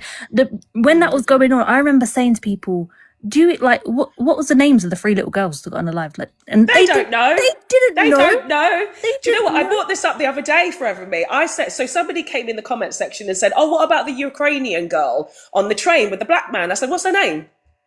They were like, And he turned around and said, you tell me. You tell me. You don't want me to tell you the name of the girl? You're the ones who are talking about you care, but that's what I say. You're opportunists. You don't actually care about the victims. They don't care about the victims. They don't carry on Forever Me. They don't give 2 shits. And if they gave 2 shits, then they would be respecting what Henry Novak's dad was saying. He was saying that as a family, they are okay with the justice they've received. The man got 21 years, which is, in this country, It's unheard of. It's a phenomenal sentence. Like we don't see that often at all. And like the fact that he's like, I do not want this to cause division. I do not want this to be a racial thing. And then we've got Nigel Farage being like, well, you know, let's call, what was his words he used? Pure cold rage. Pure cold rage. Pure cold rage. And the disrespect to Henry's family, it is diabolical, absolutely diabolical behavior. It's honestly, I cannot even. Exactly, and we'll bring this point up again. Thank you so much, Alicia, in the comment section. We talked about this earlier. Nigel Farage wanted us to leave the police and men around, leave them alone after Sarah Everard. If you've seen the tweet, it's been resurfaced. Nigel Farage said, don't go after the police, keep calm, keep calm. I even had somebody in the comment section saying men were told to stay away from the Sarah Everard protests. No, they won't. No, they won't. Men chose not to stand up for women because men don't protect women. It was all women at the protest. There were some men were allies, but it was mainly women. Mainly women. So again, when you had somebody unalived by a police officer, great. If you guys actually know the history of Wayne, can't remember his surname. Wayne Cousins. Wayne Cousins, thank you so much. He was disgusting. He actually was, it was flashing as well online. He had inappropriate content on his computer. He had a history of this stuff. I only found this out the other day, right? I only found this out the other day. But the fact of the matter is he was a police officer who unalived a woman, and men did not care enough for that right now. And what are they doing? They're just chucking bins at each other and getting drunk. And again, like we said at the beginning, somebody else brought this up in the live. If you just put football on the TV for free, you won't see any of these men in the street. You won't see any of them because they'll be preoccupied with something else. They just need somewhere for their Neanderthal brain to feel active. That's all they're doing. They're acting like absolute Neanderthals. They're acting like the monkeys that they are. They're evolved from them. So they're going back to their primate nature. They're doing it, and they're doing it now out in the street. Unfortunately, we all have to see their behavior. Instead of it being inside and deviating their wives like we talk about, right? It's normally the wives that get in the shit, and they're still going back and doing that shit. We know it. Now you're doing it out in the street where we can all see you for who you are. We can see you for exactly who you are. Carry on forever, me. Thank you. And the irony of them stealing our logo. I mean, it's a tale as old as time. They've always been stealing our shit. This is what they do. But now, you know, they're showing White Lives Matter. I've seen fists with the British flag. Yeah, with the British flag. White fatigue. Like the taking the knee. They don't even know what the taking of the knee means. They're using Tupac in the videos. Like the memorial videos, they've got Tupac playing in the background. Please stop it! I can't. It is absolutely. And the thing is, it's embarrassing. Them comparing what has happened to Henry with like things that have happened to BLK people. It's showing that they know we go through it. They know. So when they're sitting there and they're denying it every time something happens to a black man, they know it's going on because they're doing it themselves. It's like it's ridiculous. Yeah, and this is the point. This is it. And thank you so much again, Fifi. We talked about this at the beginning. They've studied us. They have no original ideas because they've spent their lives attached to us and attached to our story. They are literally trying to take everything out of the black activist playbook. But they're doing everything absolutely wrong. That's not how you fight for justice. It's got another picture on the top, but this is a video that I posted. British Lives Matter. They've even got the Black Power fist in the background there. They put justice for Henry Novak. They're making a Polish boy. The person that's going to activate their activism. A Polish boy. You couldn't even use your own stuff. You couldn't even, and the thing is, it's so fake because it's not about British Lives Matter because you're not going to protect people who are actually British like me, like Forever Me, like anybody else of a different ethnicity. It's not about British lives. What you should be saying, and what you really want to say, is white English lives first. That's what you want to say, because then you can pick and choose whether you want to protect Henry or not, right? Because you're deciding that he's British today, even though you don't like Eastern Europeans. So really, your slogan should say white English people first, and come up with your own slogans and your own logos and use all of your music or whatever. Adele. Oh, she won't like that though. Who can you say is like a right-wing artist? I don't know. What music will they have? Oh, they have their AI music. I don't know if you've heard of it, Forever Me. They've got AI. Yeah, they've got AI songs like England is the thing. We are English. Like, it's so It reminds embarrassing. me of that we are Charlie Kirk. Yes, exactly. It's that. It's literally that, because they don't have actually any music for themselves. They've had to make some AI shit. Because again, honestly. all they do is steal shit from us. They just steal it from us. They've got nothing. That's all They've they got do. nothing without us. They steal it, they ruin it, they make it worse, they bastardize it, they take all the meaning away, you know, and it's very, very frustrating. And again, like we said, there is absolutely no reason why Black people should be speaking, but you dragged us into this conversation like you do. And the thing is, I had Eve Sakila videos on my page, and it was constantly, what about Henry? And I said, who's Henry? We didn't even know about Henry. We did not even know about him until recently. Why are you talking about Henry? Like, you've got your pages. You go do your activism over there. Why are you asking Black people? Because you want our ideas on how to actually fight for rights. But again, this is not a right you should be fighting for. Sorry for interrupting. No, you Just can't 1 minute, interrupt. Mr. Yeah, sorry. So again, new people on the panel, please wait your turn. There are other people waiting before you. If you unmute again, you will be dropped because everybody is waiting patiently. Forever Me, please, last point, and then we're going to go to LFC. Yeah, so another thing that I found absolutely hilarious is, since this has happened, the amount of Neanderthals that have been saying they've experienced police brutality is absolutely hilarious. I was watching something yesterday. Within the space of 10 minutes, 3 separate people came up and said, I've had this experience where police have reprimanded me for being a YT person. And I'm like, no, you haven't. Like, what? You've never spoken about this before. Like, why all of a sudden now it's this massive thing? There's systemic racism towards YT people. Like, stop chatting shit and using this man's unalivement to frame your racism. It's sick. Let the man rest. Let him rest. Exactly. It really is very bad. What were you going to say about that nigger, George Floyd? Dropped, obviously. Yeah, exactly. Like we were talking about, is that how is it now that you've got white people who are saying, or white men, especially the Neanderthals, who are the most brutal, saying, "Oh, I experienced police brutality and racism and stuff like that." It's like, it's so stupid. It's so ridiculous. Thank you so much, Forever Me. Okay, we're going to go now. Thank you. We're going to go now to LFC. LFC, how are you today? Hi, folks. Yeah, I'm Hello. okay. You know, I'd come up and speak on this. I am kind of upset that my fellow,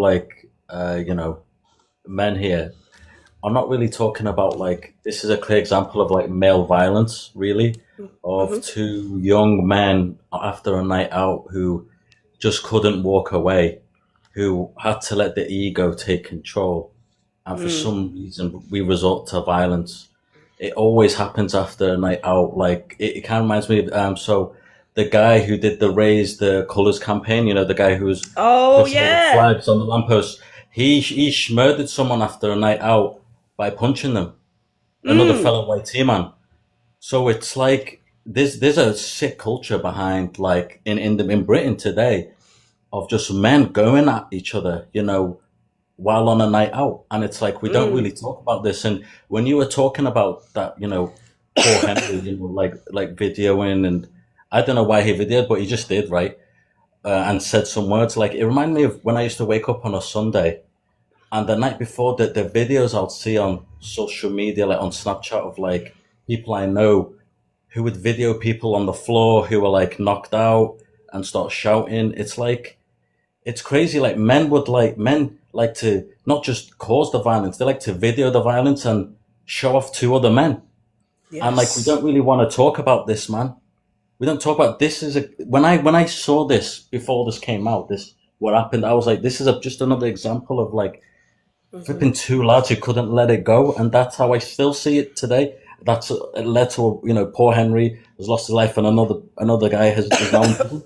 And it's this, we have to tackle this head on and talk about why do we do this to each other? Oh, do white tea men want to talk about why you guys like to unalive your own white tea men on a night out and cause violence? There's a guy, actually, I don't know if anyone's seen this on their timeline. It was quite a few months ago, actually. It was about that, exactly, LFC. Some white boy, he unalived somebody by doing the one punch. It was one punch and he died.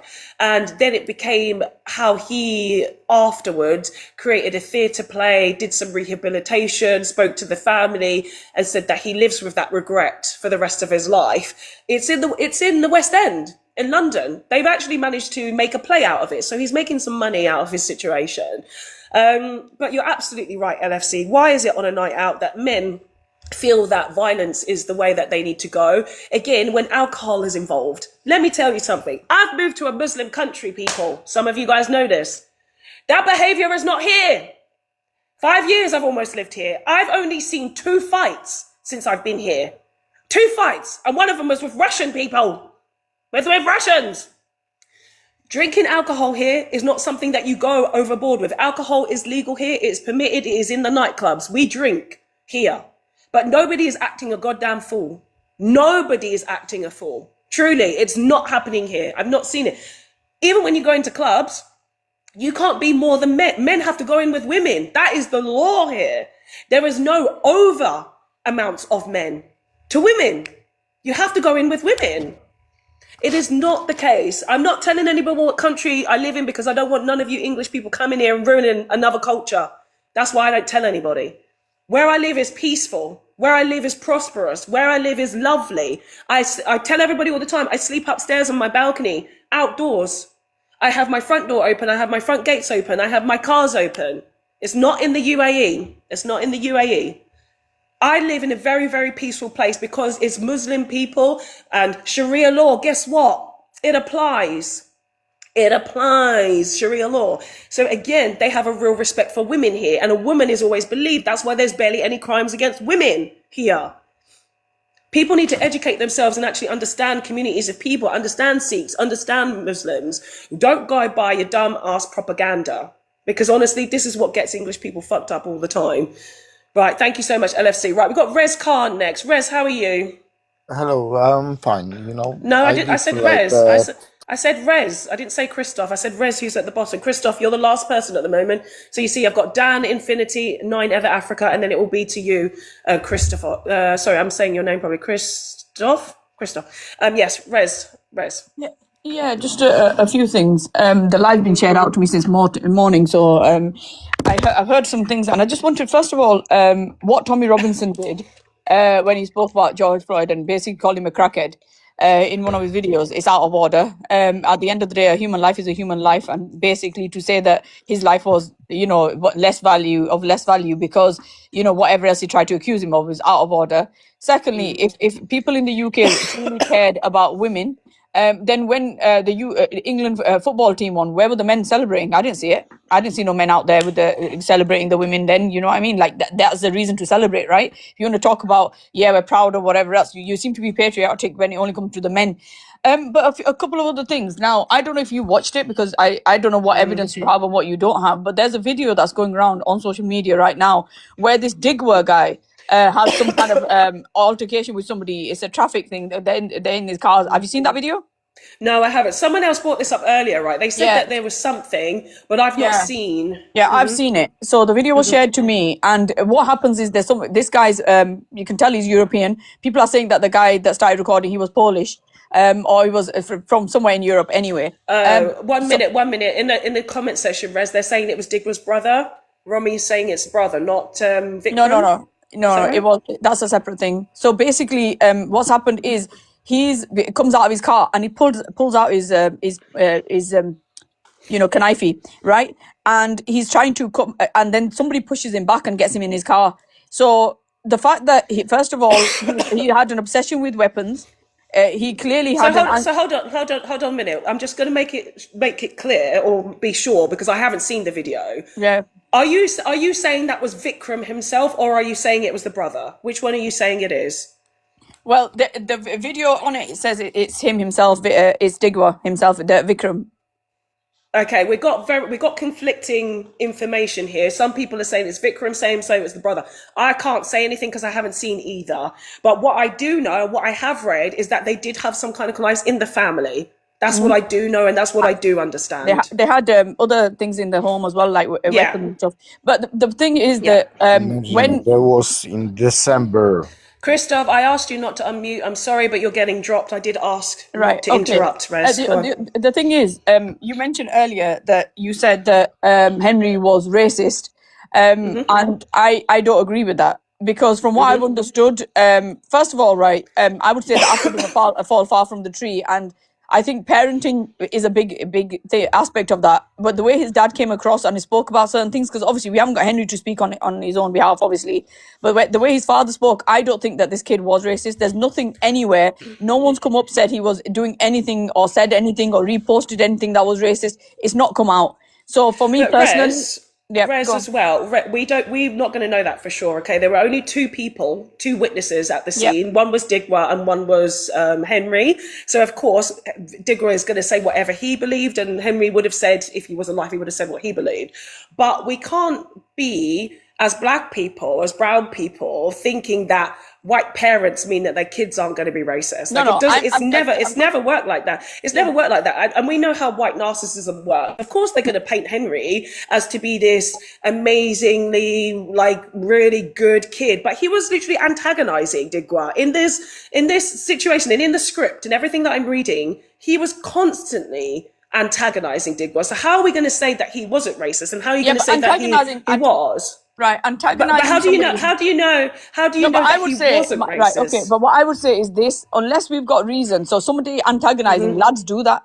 Well, you see that all the time where men say, "Listen, you think you're a bad person, you think you're a this." You see online, people are like, "Listen, I'll give you my address. You're going to come, whatever." It doesn't mean somebody's racist. And I don't personally think, from what I've understood, when people have come up, we had somebody came up. Was it last night and the night before? They're family friends of Henry's, and they said that they've known him all their his life.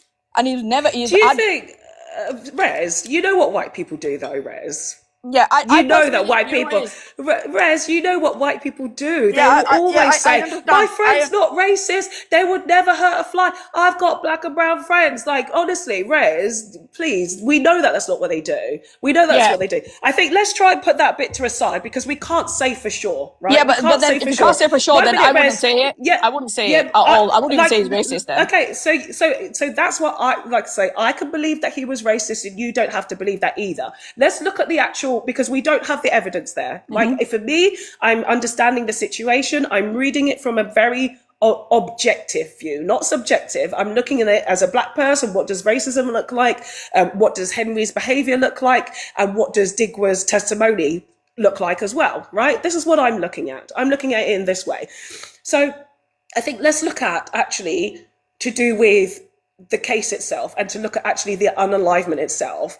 I'll ask your opinion. Are you Muslim or Sikh? I'm not sure. I'm Muslim. Either? You're Muslim. Okay, you're Muslim. Let me ask you about your opinion then. How do you feel the fact, because I'm a black person talking about this, it's nothing to do with me and it's nothing to do with you, right? So how do you feel as a Muslim person being dragged into this situation as well? Because of course, Tommy Robinson has brought up Muslims and everyone is bringing up Muslims, and already Muslims have already been under fire for quite some time now regarding situations that are happening in the UK. So how do you feel personally about this and the fact that you're having to lend your voice to this? Yeah, well, we've been doing it since 9/11. Right, we've been doing it since then, defending, having people attacking us, women with hijabs getting pulled off, men getting punched in the face for having beards, police. There's been prejudice. Obviously, there's been racism, open racism when it comes to people with beards, and people that outwardly you can tell they are Muslim. That's been ongoing. For me, do I feel any different after this has happened and Tommy is talking about us? No, because this is what's happened for many, many years. I don't feel indifferent. I don't feel anything different than I did before. I know that Tommy has mentioned it. I mentioned when he came to Southampton, he randomly mentioned, oh, well, you know what it was? I was telling you for 20 years, this is going to happen. Pakistani men are going to do this and whatever. Then again, he's mentioned on another time when I think he lives in Spain or whatever he lives. And he did another clip that he mentions, oh, yeah, well, at least the Sikh community have condemned this. Whereas when it's come to the Islamic community, what's an Islamic community, by the way? I have no idea. But anyway, when it's come to the Islamic community, they've not condemned this, that, the other. So I know what Tommy does. I understand that the UK government has allowed people like Tommy to spew this nonsense, and they are allowing this division. Because surely, if they decided that they didn't want somebody like Hassan Piker and was it Cenk that Cenk Cenk, coming in, yes. right? If they said that they're not to come to the UK because of their political views or whatever they said about Israel, etc., why can they not? But knowing that openly, Tommy refers to himself as an anti-Islam activist, you can tell that he's an instigator. Why would you keep letting him into the UK then? So the UK government is complicit in what's going on. They are about dividing. They're calling it freedom of speech, but then when it comes to other people, they're stopping them from coming to the UK. What about their freedom of speech? It's absolute nonsense. I understand that. But what I would say is this, when it comes to, for me personally, I don't think, unless we've got proof that one person is one way or the other way, I don't think that we should say anything unless we have proof. That's all I'm saying. And I would get really upset if somebody had said something about, say, somebody I knew or my child, something had happened and somebody was just saying, this is the matter of fact, whatever. I wouldn't be happy. That's all I'm saying. Yeah. I think really and truly, that is a type of privilege that white people are afforded, is that if we can't call them out for their racism or even potential racism, that makes it a problem for us, Rez Khan. It makes it a problem for us, like really and truly. The fact of the matter is only bits and pieces are actually being released by that video, not all of it, right? And the bits that have been put out are the bits that make Henry look a little bit better in the situation. Again, like I said with the script, it doesn't make sense how they've cut it. It does not make sense, okay? He says, hello, car. What does it mean? But again, he's saying, you're a bad man, you're a bad man, you're a bad man. And again, what we know about the Sikh community is that they do not get involved in this kind of stuff. I'm not saying that Vikram Digwa is going to be the exception to the rule. I'm not saying that, but generally, when we look at a group of people, when we look at white people or white Polish people, and we look at brown Sikh people, in the case study and in the history of our opinions about these two groups of people, which one is going to be the racist? No, I've got that bit. But I will say one thing. Yes. I'm so that's what I'm talking. So that's where I'm coming from, Rez. That's where I'm just going to drop. I just want to say one last thing. I need to drop. There's certain assumptions, right, that we can make about people, and there's certain judgments that we as black and brown people are entitled to make about certain people, because this situation now is being weaponized by racist white people. Okay, so this is exactly what we're allowed to do. We're allowed to be critical. We're allowed to make assumptions because they do that to us all of the time. They generalize us as people all of the time. I get called racist on this app all the time, and I'm sure you do too, Rez. Yeah, I've been called, but then I've been called race traitor by my own as well. So let's leave that where it is. But the thing is one thing, right? When this guy, they said that when he was arrested, when all of this happened, apparently he had multiple weapons on him. And that for me he would only be had like two. question. No, he only had one. He had one long one, and he had the kirpan, right? There's only one. Apparently, no. According to people that came onto the panels, and even from the Sikh community, they said he had three. I have no idea. You have to you have to read up. Yeah, like don't listen to what other people are saying. Yeah, like Rez, you've been told in the comment section it was not Vikram, it was the brother. You've already been told now that you need to do a bit more reading, Rez. Like go and read on the BBC. Yeah, go to read it and go. If you look at the Wikipedia page, though, I hate using Wikipedia, but literally it has got everything written and it's got its references. So if you look there, then you can obviously do a little bit more reading. I will do. But I'm just going read that. I'm just going to quickly say that at the end of the day, the way I see it is that when it's come to these things, I know people are using it for political reasons and whatever else, but I don't think just because somebody else is doing it for theirs that we should ever think that it's okay for us to do it for ours. That's all I'm going to say as well. Yeah, most definitely. Thank you so much, Rez. Thank you, Rez. Thanks. All right, take care. Okay, Dan, we've got Dan next on the panel, please. Dan, how are you? I am good, thanks. Firstly, I want to say rest in peace to Henry Novak, and my thoughts with his family. And just on that, while we're on the subject, rest in peace to anybody who's had to lose their life in such a horrible way. And I agree with a lot of things that have been said, most of it. And there's one. Sorry, this is my first time I've ever done this. It's okay. Take your time. Take your time. Obviously, this is a very emotional situation, and I think we all want to say things about it. So please, I'm glad you're here. Continue. So I think one chap's name was LFC. You mentioned ego. That's what I wanted to bring up. as one of the sort of things I wanted to mention, and yeah, I agree with him. It was two young lads with ego. I've listened to a lot of what's been said, and I think, you know, first of all, before I go any further, I do think we should you know, to respect you know, Henry's family wishes and not create that further division between anybody, any differences we have between anyone in society. And I think, you know, that would be a good thing in honor of him and other people who've lost their lives in a similar way. It would be a good you know, in their honor. It would be good to sort of unite. So what's your and opinion then, based on what you see from the people that have been using Henry's image or, you know, protesting, I'm going to say protesting because this is what they call it. What is your opinion on that? Okay, so I know that it's been you know, manipulated and used for, you know, the wrong reasons in a lot of respects, and there's groups out there, populist groups at the moment that you know, I believe they, you know, some of them are racist, and maybe most of them, I don't know them all, but it's not, you know, looking good in that respect. But what I will say is about the clenched fist, I do know, you know, I don't know about the history of exactly where it started, but I know it was used in 1913 by the Labour movement as a sign of solidarity.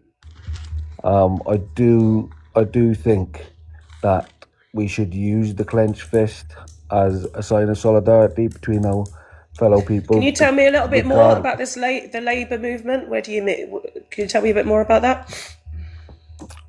So because I'm looking it up simultaneously.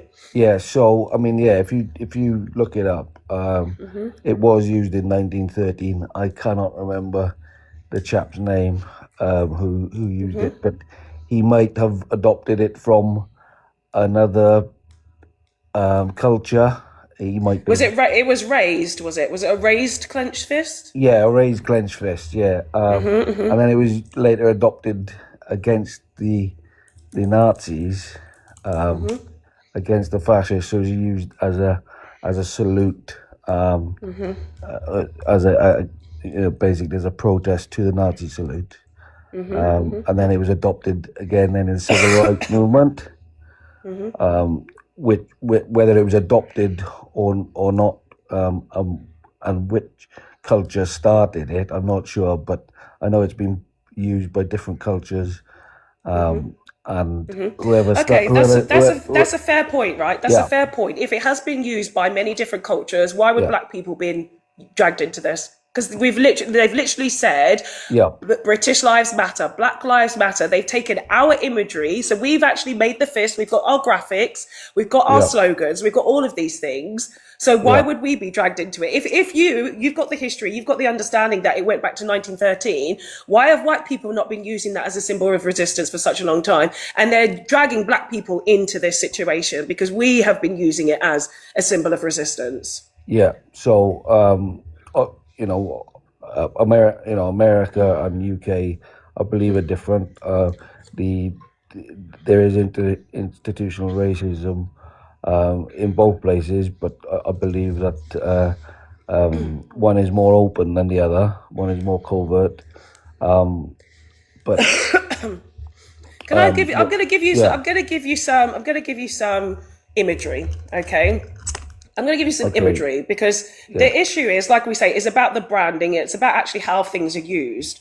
These are many different fists. You got your solidarity cartoon. You got your civil liberties. You got your painted of the power fist, which was ours. Okay, you got the fist of the rose. You got feminism. You got all different types of one. But guess which one is the white power one? The one that is actually used for black people, and they've just reversed it. Yeah. So again, this is nothing to do with actually white activism or anything like that. It's to there's- do with black people and taking what we have done with the fist. Yeah. So this isn't activism. This is dragging black people, like I've said from the beginning, like other people have said, using what we created in terms of activism. And this is why whites are opportunists. They're not activists. They are opportunists. Okay, I mean, I can't disagree or confirm that myself. I haven't done enough research. What do you mean? on What that. do you want But I to will what do you say want to that disagree the- with? Which point no, of mine? No, I said I can't disagree or confirm that statement. Really, you know, Which I'm not- statement? Which statement? That black Sikhs and Muslims are activists and whites are opportunists. I do not know enough about it to say whether that's true, whether I agree with it or not. I mean, I don't disagree with it.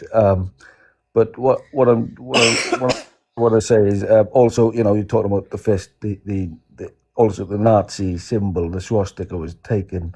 You know, it was a symbol of peace, and it was taken. Yes, and reversed. Yes. And reversed, and I'm not, you know. So doesn't that tell you a little bit more about white people, though? Because that's from Indian culture.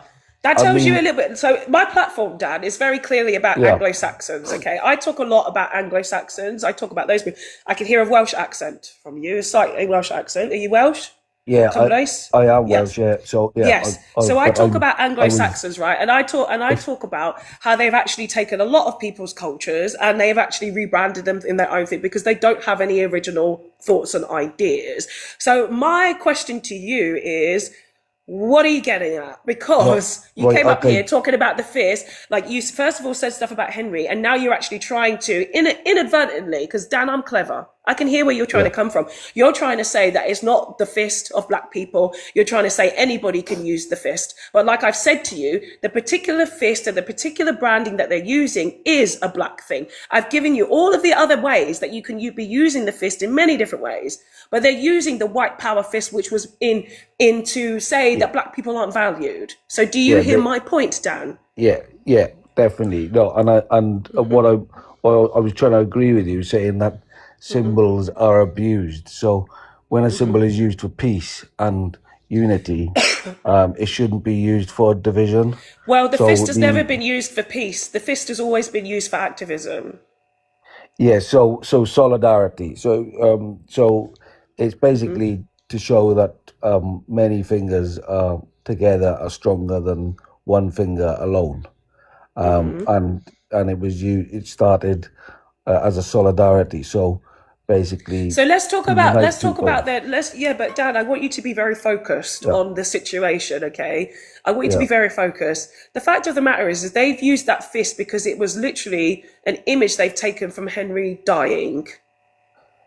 Yeah, so I don't personally like that. I don't think it's it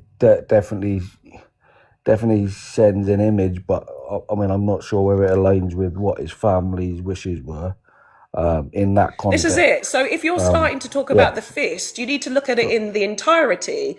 This is not a fist of somebody who is actually talking about standing up for their rights or something. This is just a handcuffed person who was literally, their life is being ebbed away from them, and we're getting to see this, right? We're seeing this, and like I've said earlier, is that people are changing their profile picture to this poor boy's last moments and trying to say that this is a moment of activism.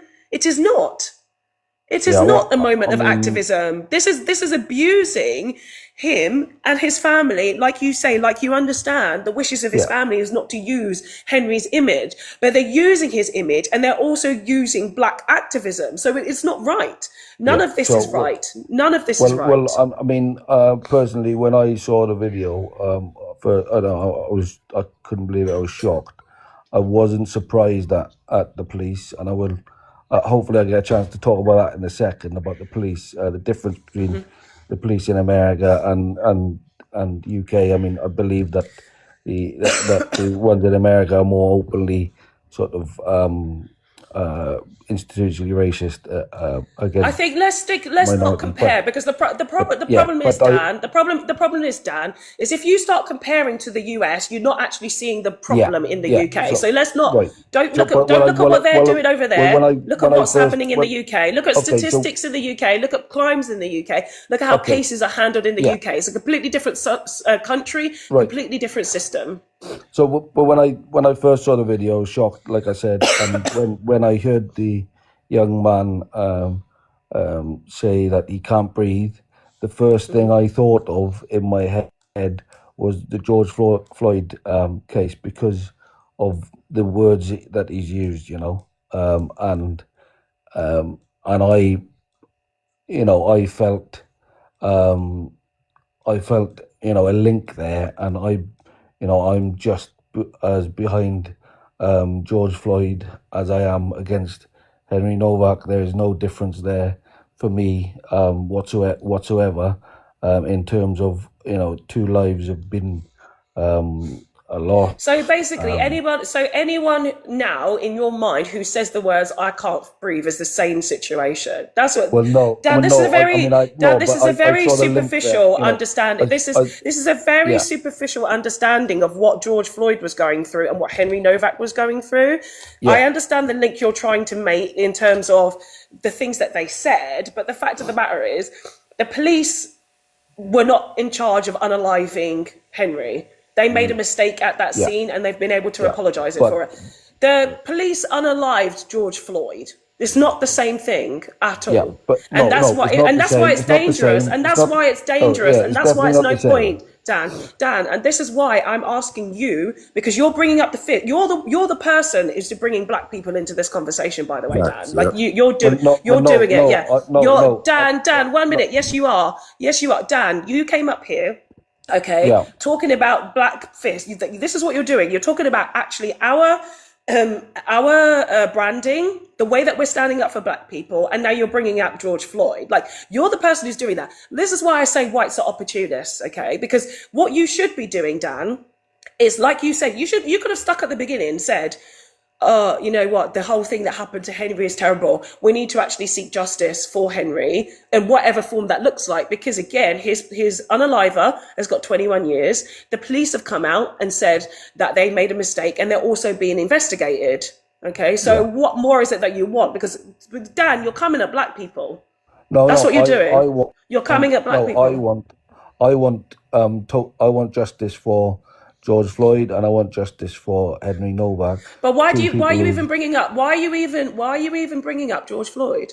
Because what's he got to do with this? I've listened to the conversation, and you've brought him up a few times. I didn't.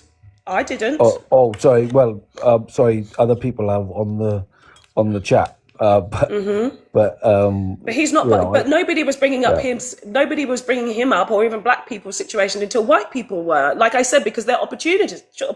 No, and you're trying to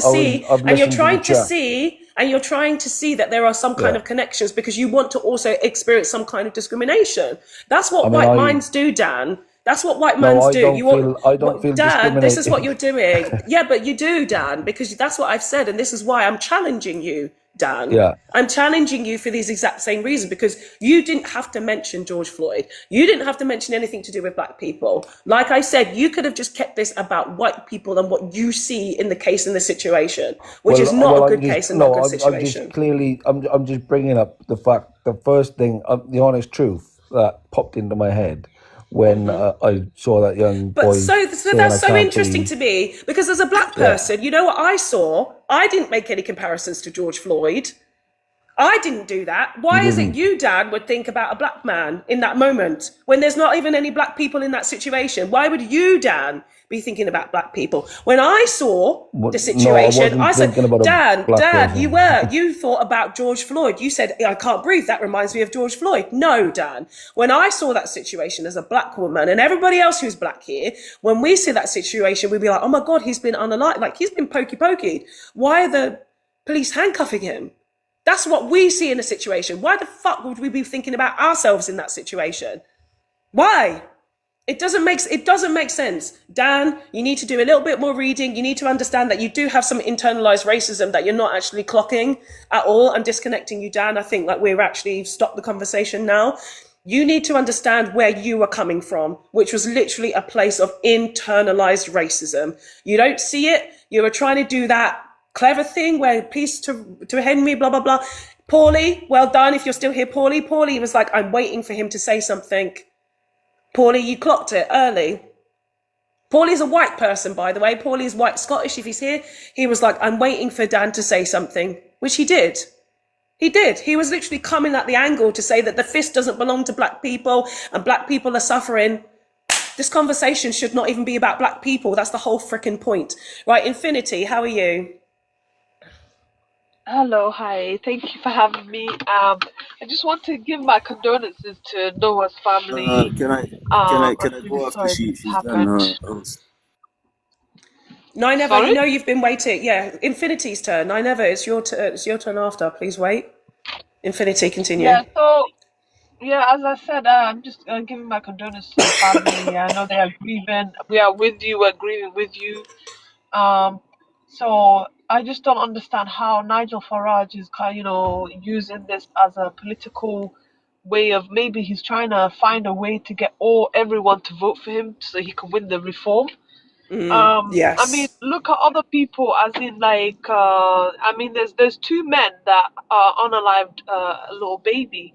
Like, why isn't this hasn't Yes. not been talked about? Preston baby, and there were two white men, and it's just it baffles me how when a colored person does such horrendous crime, it's on every spotlight you can see. On headlines, on news, it's everywhere. But when it's only white tea, like everyone's turning a blind eye to it. Yeah, It just and they doesn't want to make say sense. that racism doesn't exist. They want to say it doesn't exist, but racism only exists when it's towards white people. Apparently, everything that we say and everything that we have said it's not real and it's not true. But white people are the most discriminated, the most group of people that have had the most racism done against them. It's pathetic. Honestly, it's the thing that frustrates me every day. It does with me as well. It's just that I don't understand what's going on. I mean, I can see that he's using it for political reasons, There will be an election in 2028. I mean, anyone that is colored, anyone that is, have a dual nationality, and it's about time you guys leave. It's about time we all leave because there's no appreciation here. I mean, Honestly, the country is done. Yeah. Britain. Yeah, We've exactly. built And this is UK. Without us, you wouldn't be anything. Yeah, I'm sorry I mean, that I keep interrupting you. I can't. For some reason, I can't stop myself at the moment. And normally, I just but I am so perturbed, and I think it's because you've just hit something on the head there. And I have to make it very, very clear. And I say this a lot: if you are black, you need to get the fuck out of that country. Get the fuck out. Stop trying to make something happen that's not going to happen. The racial hierarchy, I talk about you, black people have always been put at the bottom. Please get out of the country. You must leave. You see exactly what Infinity has said and what we realise, that they do want a race war and it's going to happen. You still live in a majority white country. You live in a majority white country. You can see even the people who are in the middle, who don't have a political home, they are getting more riled up.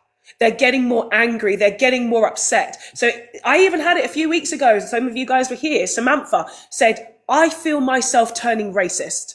That's what she said. I feel myself, because the manipulation has been so good in the UK. And this is why I am afraid for my family still in the UK. I'm calling them all the time, telling them, get the fuck out. I'm telling my sister who's got niece and nephew who are mixed race, are you educating them?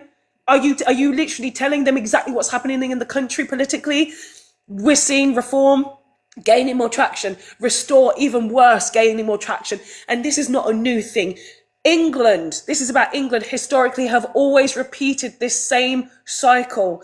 Don't be fooled. I bring up this example all the time. The Labour Party in the 1960s, the Labour Party, who you think are supportive of you, said if you want an N-word for a neighbour, vote Labour. Sorry, that was the Conservative Party, which you know that all three of those parties now are conservative.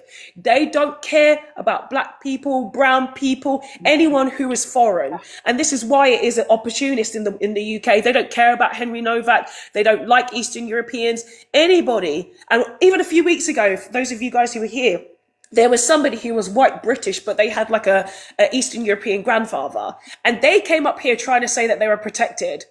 Boy, you are not protected.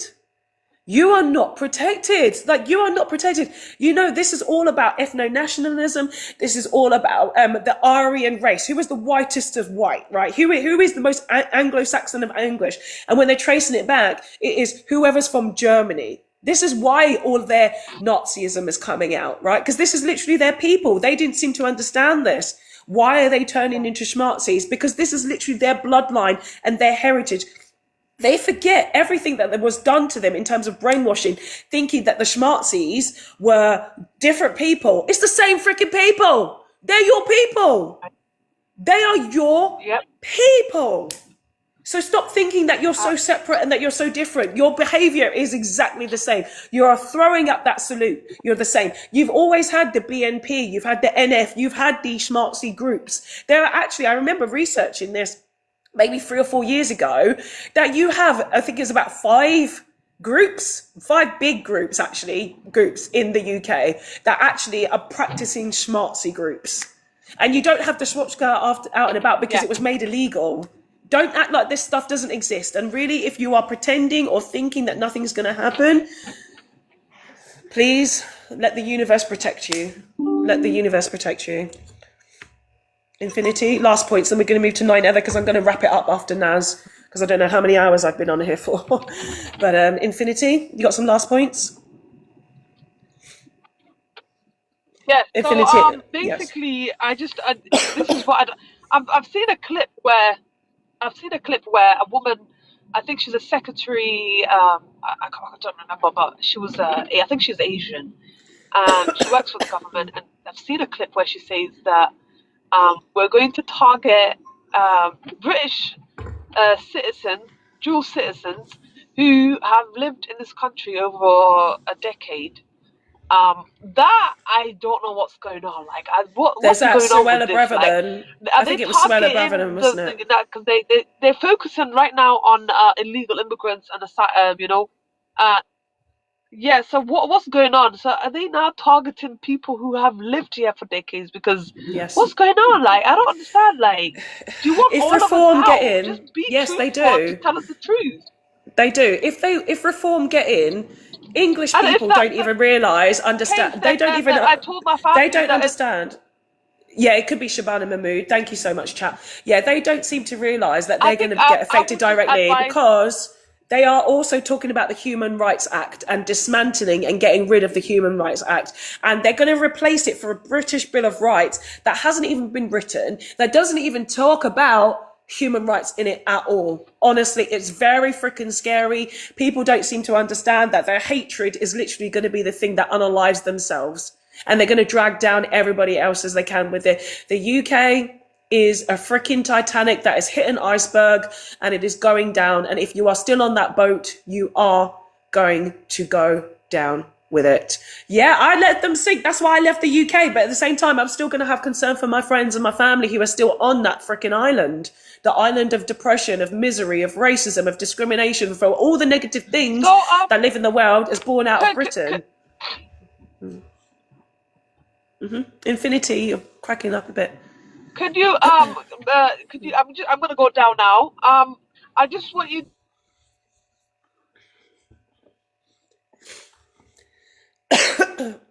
We're losing you, Infinity. We're losing you, Infinity. Oh, sorry. I'm so sorry. I just dropped you at that point, but you were coming in and out.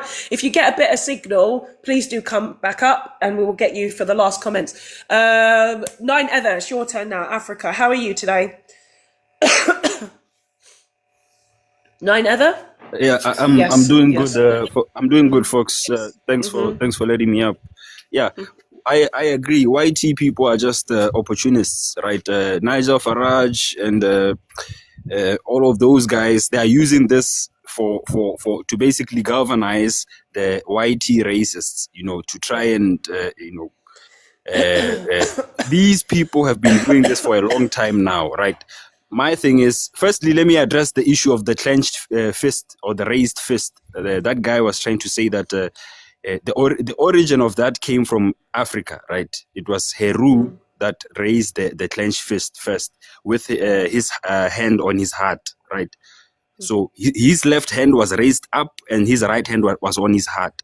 We even have statues of that, right? So that came from Africa, and that has always been linked with the black people's struggle, right? So, yeah, when it comes to all of this, I think that these people, they're doing it for it's all about racism, right? It's all about racism.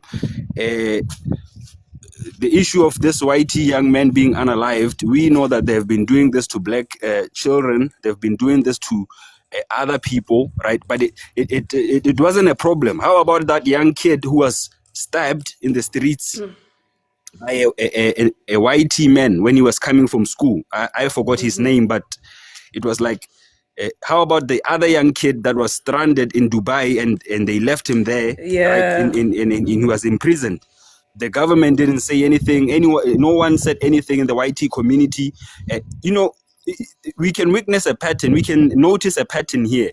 When it's their things that happen to their community, they want to tell black people how we should react about that. It happened when it came to Charlie Kirk, right?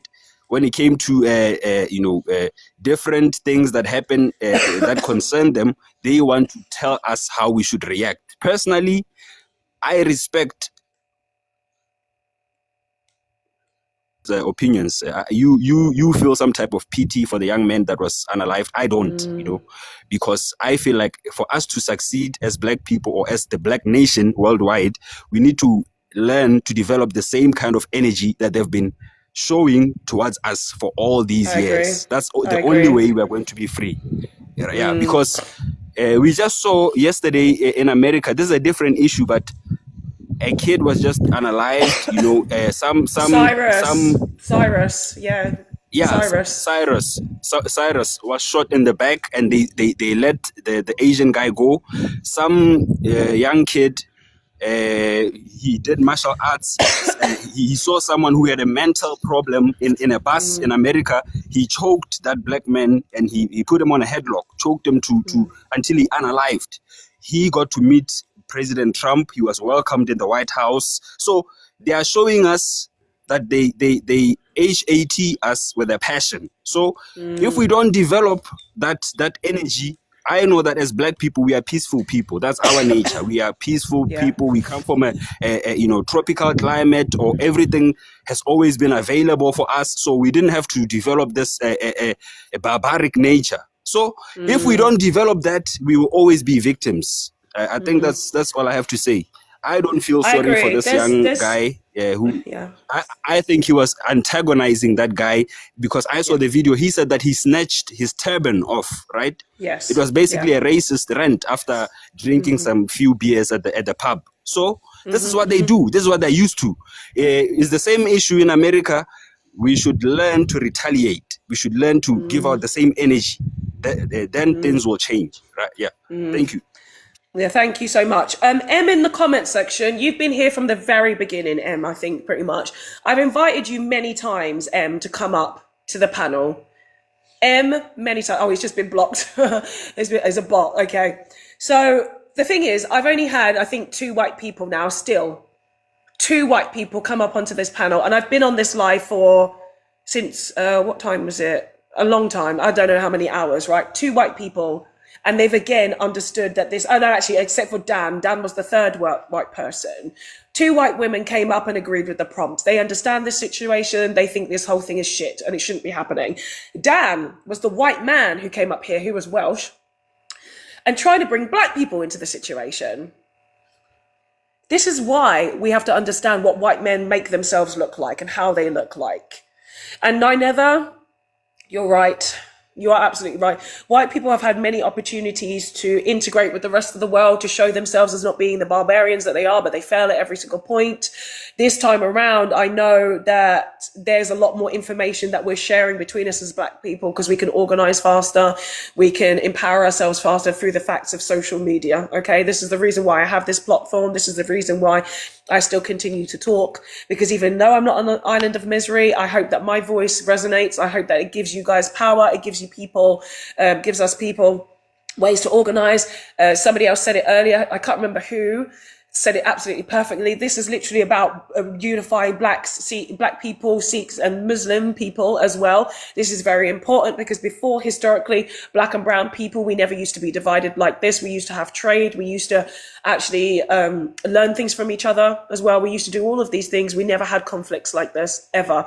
White people were the ones who always came and divided everybody, and have done so historically with our hundreds and hundreds of years of barbarity in all of our cultures and all of our communities. So please, Black people, empower yourselves, Sikh people, empower yourselves, Muslim people, empower yourselves, and we can empower ourselves together by making sure that we have the ability to understand each other's cultures, because we can do that because we actually have culture. It's easier for us to do it. It's not easy for white people to do it because they don't have it. They've just used to taking it away from everyone else. Thank you so much, Nine. Okay, we've got Sassy next, please. Sassy, how are you, Sassy? Sassy? Hello, darling. I know. Can you hear me? Yes, This is can one hear a you bit perfectly. funny for me. I can hear you. I can't even speak on my screen. Oh, I can hear you fine. Should I drop and come back? Yes, if you want to. Yes, please do. Okay, thank you. Okay, we got. Sorry, I'm so sorry for the coughing, guys. Thank you. Like I said, guys, I'm not very well. I haven't been well since Sunday, but I really have to make my platform this, and I feel like it's very important that I brought this conversation to the table, because I don't know who else is doing it in the way that needs to be done and the things that need to be said. Naz, how are you? Naz? Yeah, I'm fine. Yeah, I just wanted to say, obviously, two things. Obviously, my condolences, my heart goes out to obviously Henry Newark and his family, as well as the Sikh community that are literally getting slandered for one single individual's actions, and now a whole community is getting slandered. I mean, myself, obviously, I'm a Muslim myself, born and raised in the United Kingdom. We've been suffering, with other people's actions for the past 25 years, since obviously we all know what happened on 9/11 and stuff. This is not about a race thing. This is not about anything. This is a single individual who's took it upon himself to literally unalive somebody else. And unfortunately, I keep saying to a lot of people, whether you're Sikh, whether you're Hindu, Black, brown, I don't care what you are, you shouldn't have to keep condemning and keep apologizing for other people's actions. This is getting beyond the point. I mean, when my grandfather came here and fought in World War One and World War Two, he always said to me one thing and one thing only. He said, "Son, don't look. If you look at someone's race, religion, or skin color or form, you have failed as a human being. Because if you think about it, deep down inside, we are all the same." Do you know what I mean? Strip your nationality, strip everything down. We are all equal as one. But this whole thing now, where people have hijacked this situation again, the same thing that's happened with the Southport riots, when those 3 beautiful girls got unalived, and straight away they said, "Oh, the guy was a Muslim, the guy was this, the guy was that," and people went out and started rioting for no reason, just to throw an excuse. The same thing that has happened then is happening today, and people are not understanding. They can't even tell the difference between a Sikh person, let alone a Muslim person, because they're 2 brown individual people. This is the problem that we have in the UK. It's getting hijacked. The family have said themselves, please look, respect our, wishes. We don't want any form of division. We want obviously people to come and unite together. But unfortunately, look what's happening. People are out there rioting, blah, blah, blah, blah. If you want to look at this act, let's look at every single type of pokey crime that's going on, between gangs, between Black people, between Asian people, every form. People are getting unalived literally every single day. And when it's an ethnic person that's doing it, all hell breaks loose. But when someone else doing it, oh no, they've got mental health issues, they've got this and that. This whole bullshit needs to stop. We need to come this together. Is why, this is why it's very, very important what you've just brought up there. about this individual thing. I just want to drive this point home for the people. Yeah. White people in their privilege, which they don't seem to accept that they have a history, like we talk about, of hundreds of years of history of white brutality to every single culture and community on this planet. If they say that Muslims are responsible for one person, Sikhs are responsible for something, and black people are responsible for something, everybody who's black or brown here, just always put it back to them. Tell them they're responsible for Schmittler. Tell them they're responsible for Stalin. Tell them they're responsible for Wayne Couzens. Tell them they're responsible for Myra Hindley. I literally have a whole list of names that they should be responsible for. In the comment section, J-Ran was talking about, Middle Easterns and child marriage. You fucking child marriage. You child marriage. You white people child marriage. You child marriage, you child marriage, you child marriage.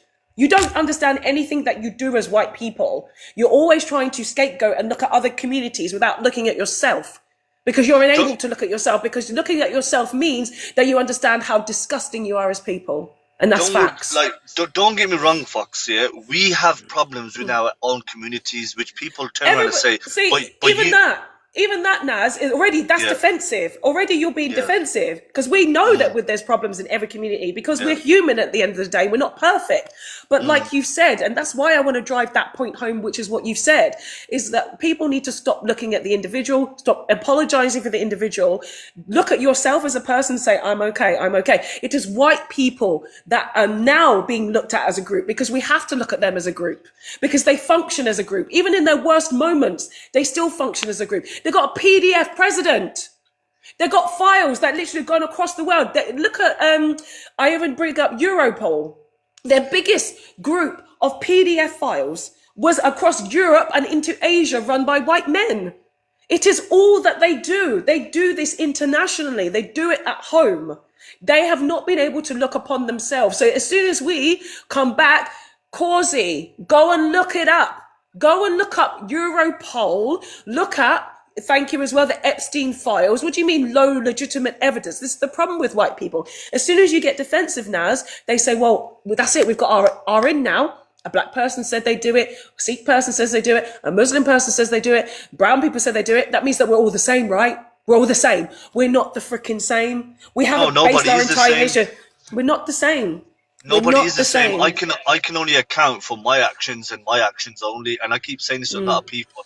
Stop apologizing. Stop condoning other people's actions, because at the end of the day, that individual, whoever it is, out there, is going out and doing whatever they're doing, and I'm getting sick and tired of it, because it's the same thing when the whole Palestine situation. I'm a Muslim myself.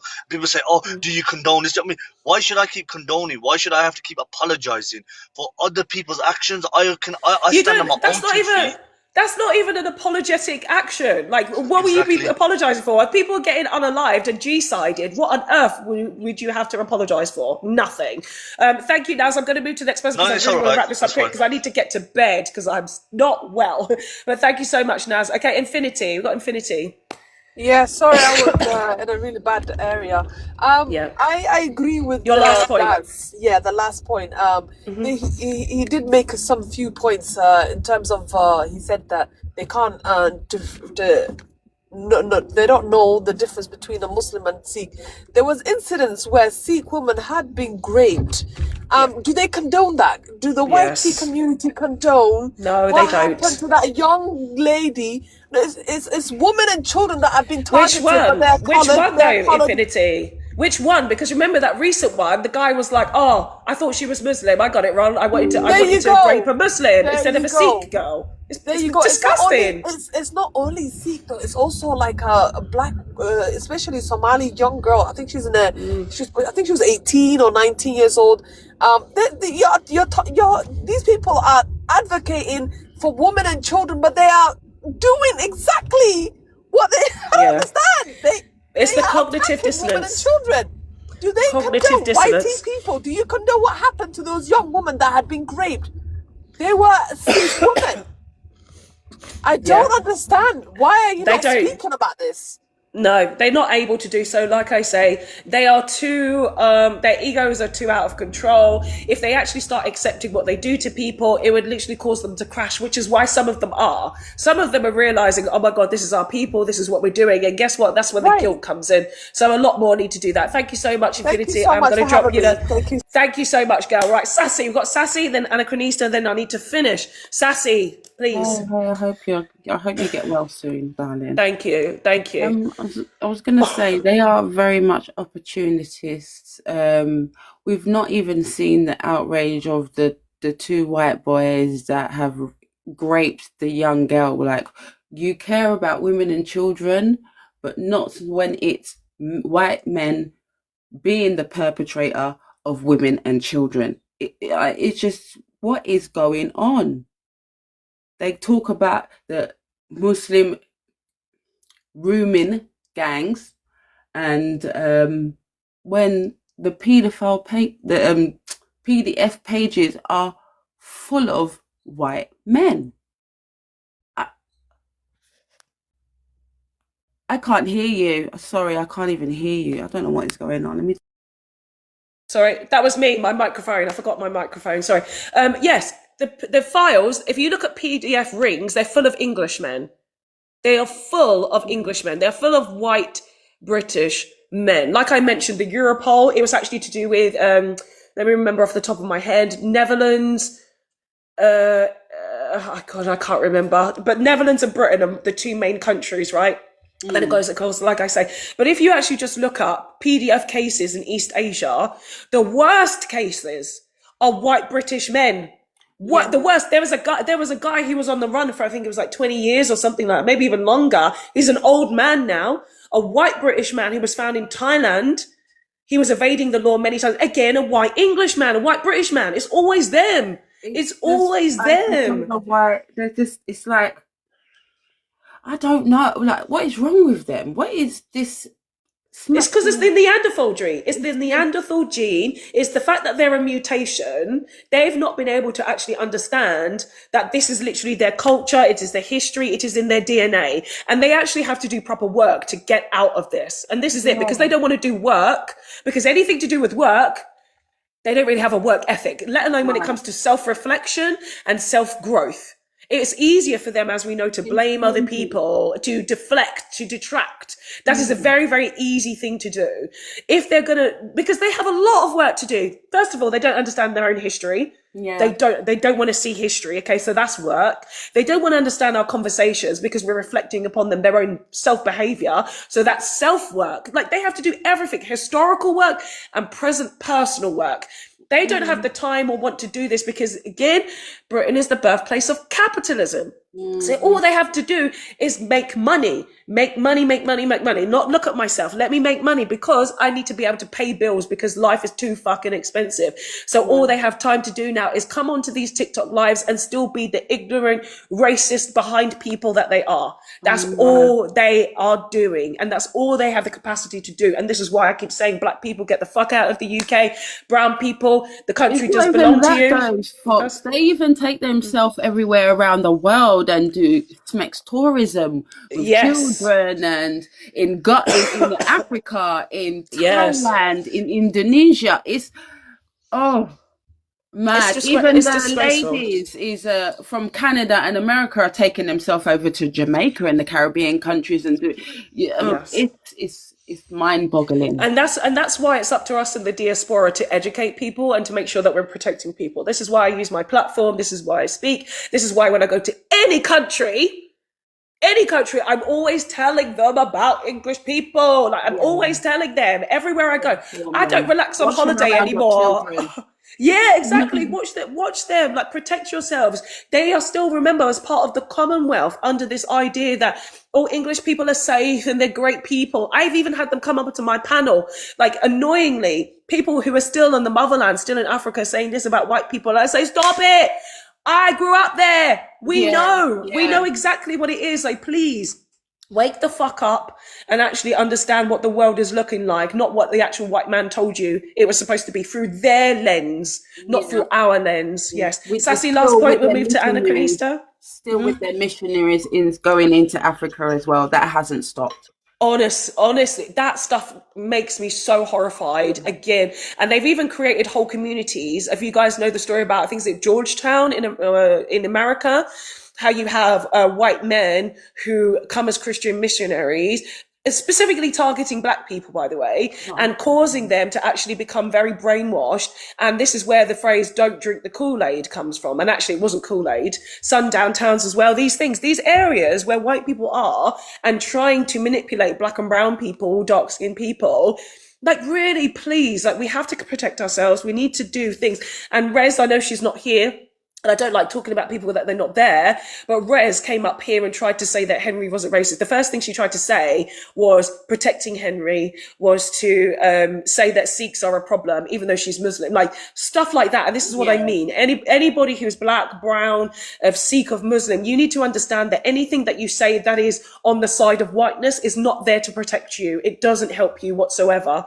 It really, really doesn't. We can all agree that it shouldn't have happened to Henry. He should not be unalived. But at the same time, like I've said, Henry was antagonizing the situation. He started recording Digwa. He literally went too far and he suffered the consequences of that behavior. I believe that Henry was racist. I believe that he actually pulled off Digwa's turban because if you know Sikhs, they're not allowed to have their hair out at all. It is very, very strict, very strict. And as you look at the history of Sikhism, no one is using the kirpan or any kind of weapon to unalive people. It is not in Sikh history, but it is in white history to be racist. It is in white history to antagonize black and brown people, to pull off hijab, to pull off turban. It is in their history. So don't look at Henry as being the innocent person. Don't look at him in that way. Look at it as the fact that he should not have been alived. And the justice has been served for Digwa. He's in prison, rightly so.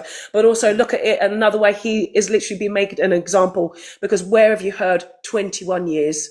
Where have you heard 21? They don't even put white people in prison for unaliving and rape for 21 years, but they put a brown boy, a 21-year-old brown boy in prison for 21 years. The system is racist. The system protects racists as well. Right, I'm going to move to the next person. Sassy, quick. Yes. What is that Sikh's guy's name that doesn't like the Muslims and he owns a shop and he doesn't sell halal? Is that Billy Singh or something? Is it him? No. I'm going to find him. I need to find and see what he's talking. I don't know. There's some bloody racist Sikh person where he wears a turban.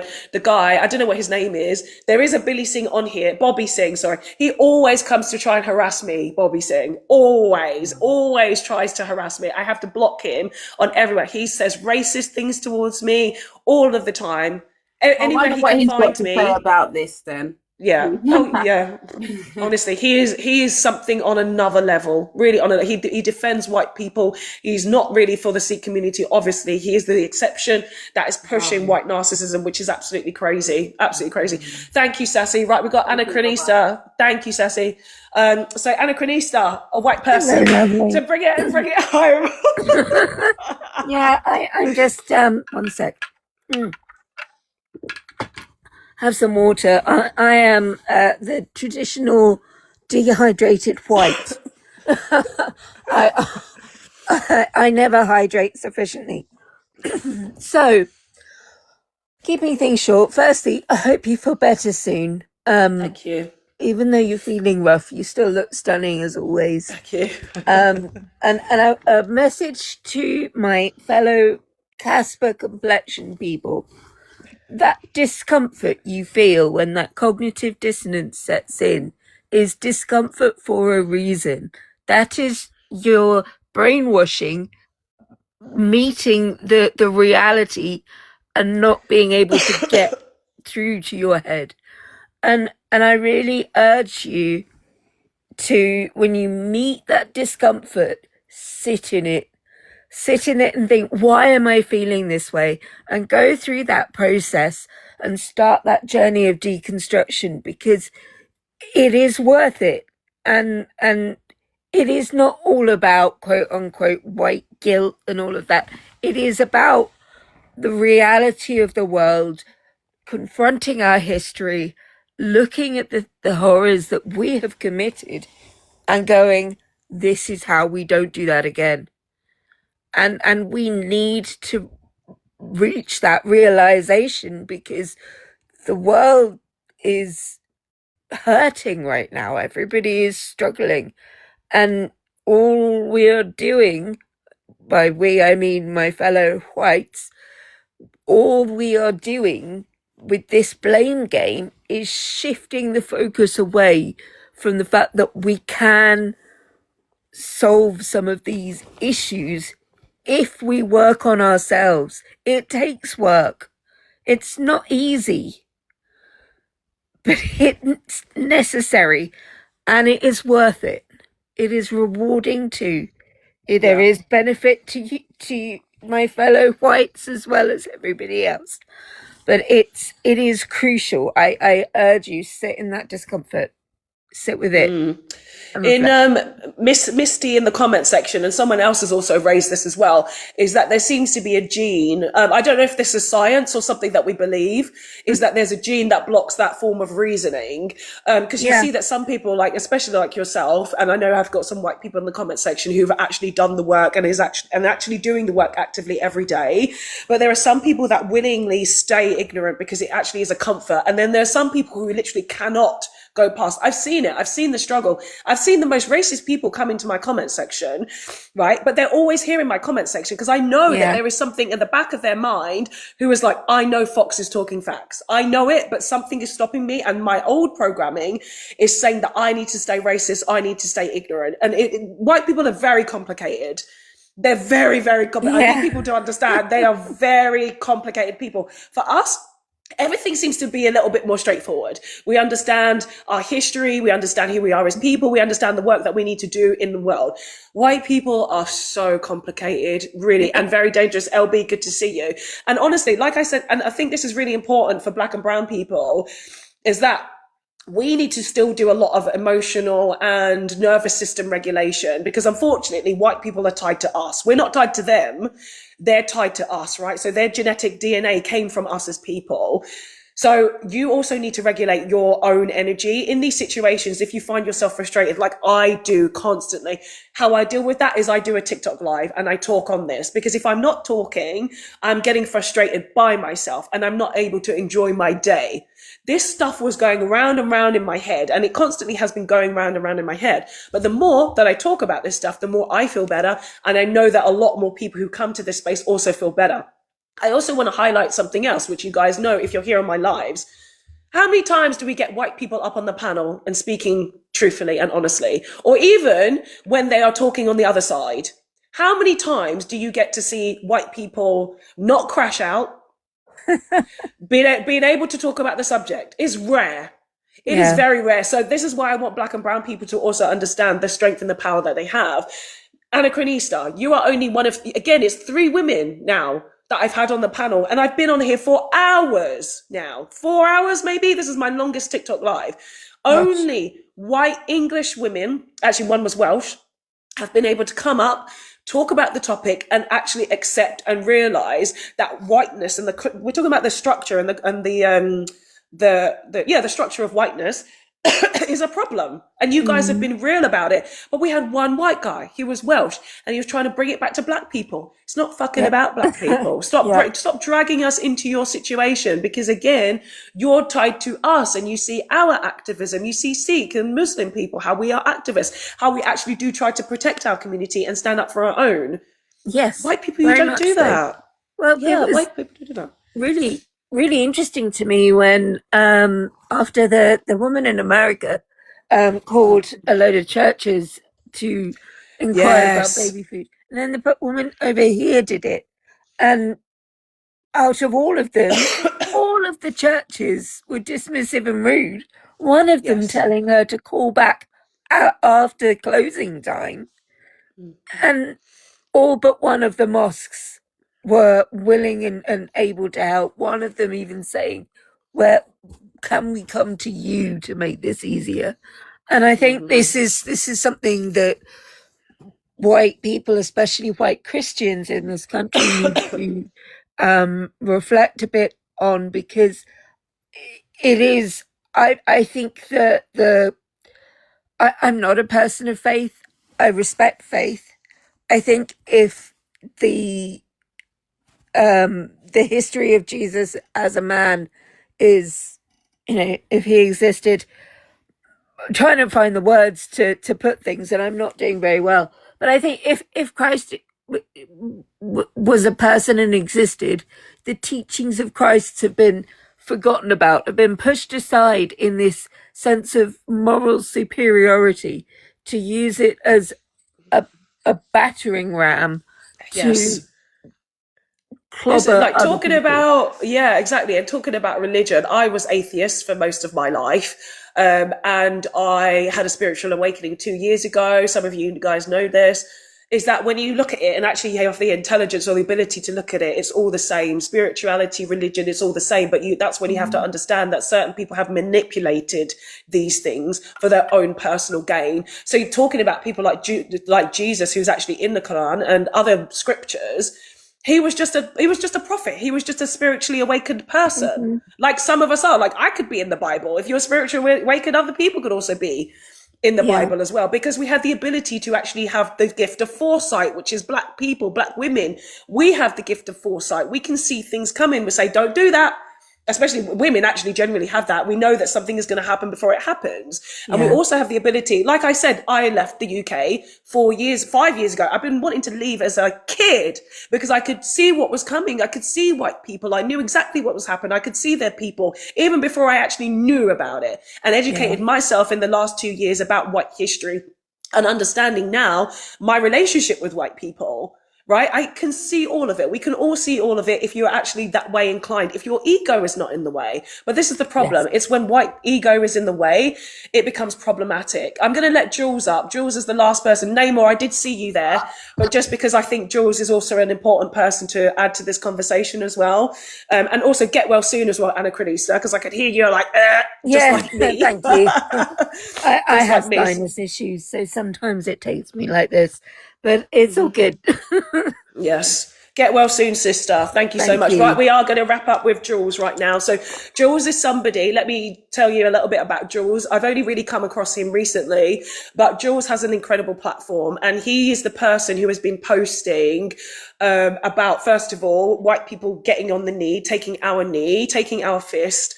And, you know, and of course we've had some private conversations in the DMs. So this is what actual white work looks like. Are you using your platform to talk about the issues? Are you actually using your voice to actually understand issues, understand white fragility? I saw you mention that in the comment section, Jules, and actually understand the structure and the construct of whiteness and what that looks like, and how you can actually become better people, which will also benefit you at the end of the day. So Jules, you can take us home today. I'm also conscious that I don't want to center myself as a white person. And whenever I have these kind of conversations, or whether I do videos on this subject, the thing that I have in the back of my head is, am I centering myself as a white person? And I have to be very careful with that, because there are times where I have a blind spot, and that is very normal that people call me out on it if there are blind spots. And I'm not afraid, like a lot of white people, to go, okay, and how can I fix that? And that is a lot of what this is, especially white British men. They're so fragile. Their egos are they're so insecure that taking on criticism is hard for them to accept. So they have to project and deflect all the time. But when I was doing my research for these videos, and the amount of rage I had in me clearly came out, because I follow quite a few Black creators who have been spoken on, not just yourself, but others who have spoken on this subject, and the calmness in their voice. Like, I don't know how, because I am raging about this, because I am embarrassed and humiliated by. We're tired, Jules. Exactly. We're tired. Exactly, and I am like, the level of rage I have in me about this is like, I can see it in my videos. I'm angry, and so. When going through this, there is like this, like you can't like put white British people into this like clean box of the reason that they do it. But when doing my research on this, these are the things that I have realised that many white British people struggle with. So a lot of this, as you can imagine, is about there's a few things. One of them is contact or lack of. So this is about without getting too sort of scientific, the contact hypothesis is one. It's been massively replicated in findings. My background is a multicultural North London schooling, so not that this means that someone with my background means that someone without my background wouldn't have this. But my background benefited me hugely because my friend group consisted of people of Nigerian background, of Indian background, Pakistani background, Greek, Turkish, everything. So that gave me a contact of different cultures. It gave me a contact of being surrounded by things that I grew up with.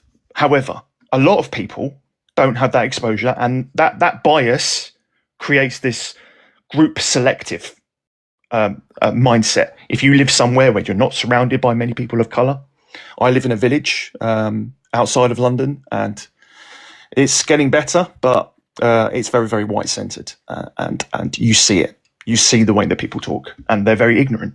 And so that's just one factor in here. The other factors are perceived status threat, which I mentioned in the comments.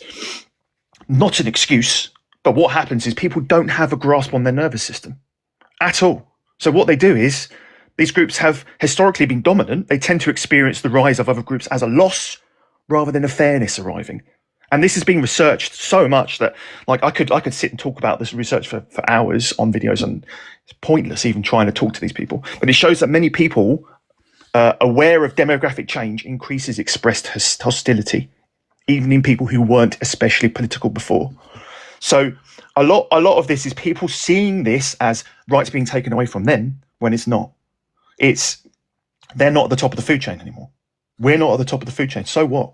A lot of the people are saying, what would happen if this country, were minority white? Wouldn't you be frustrated? I don't care. Why would I care? It's you that sees that as a threat, not me. That's your issue there. You're unable to deal with the perceived threat. There's also that going into it, the social dominance. We know, we have seen many white British people, they want to put themselves at the top of the food chain. We've seen this now in the last few weeks where they're saying all lives matter. We should all be treated equally. Yeah, except in society, we're not treated equally, are we? How can we talk like that? How can we say that white people are treated the same by the police as black people?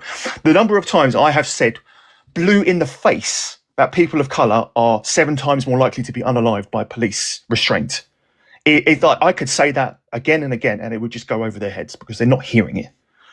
And so this is why this is why I'm so intent. This is why, like, I have had, not that it matters, but this is why I'm not stopping, because I've had death threats. I have people in my DMs calling me a traitor. I have had people trying to dox me. And it's like, that was not going to stop me, because I am the white person in this situation. One, doesn't want to censor myself, but also I am the enigma in this a lot of the time. Not the only one, but in white British man, they're seeing, going, hold on, he doesn't, you're a traitor to our race. And that is a dangerous position to be in. And I'm very aware of that danger. But again, that is the least of my problems, because the amount of rage I've had for how white British people want to center themselves about this subject again and again, and they want to talk about how they're the victims. Like, this is competitive victimhood right here. That is the psychological term, where they see what happened in 2020 and they see themselves as, well, what about us? What about us? It's like, no, not about you. Stop for a sec, take your ego out of this for a second. This has got nothing to do with you.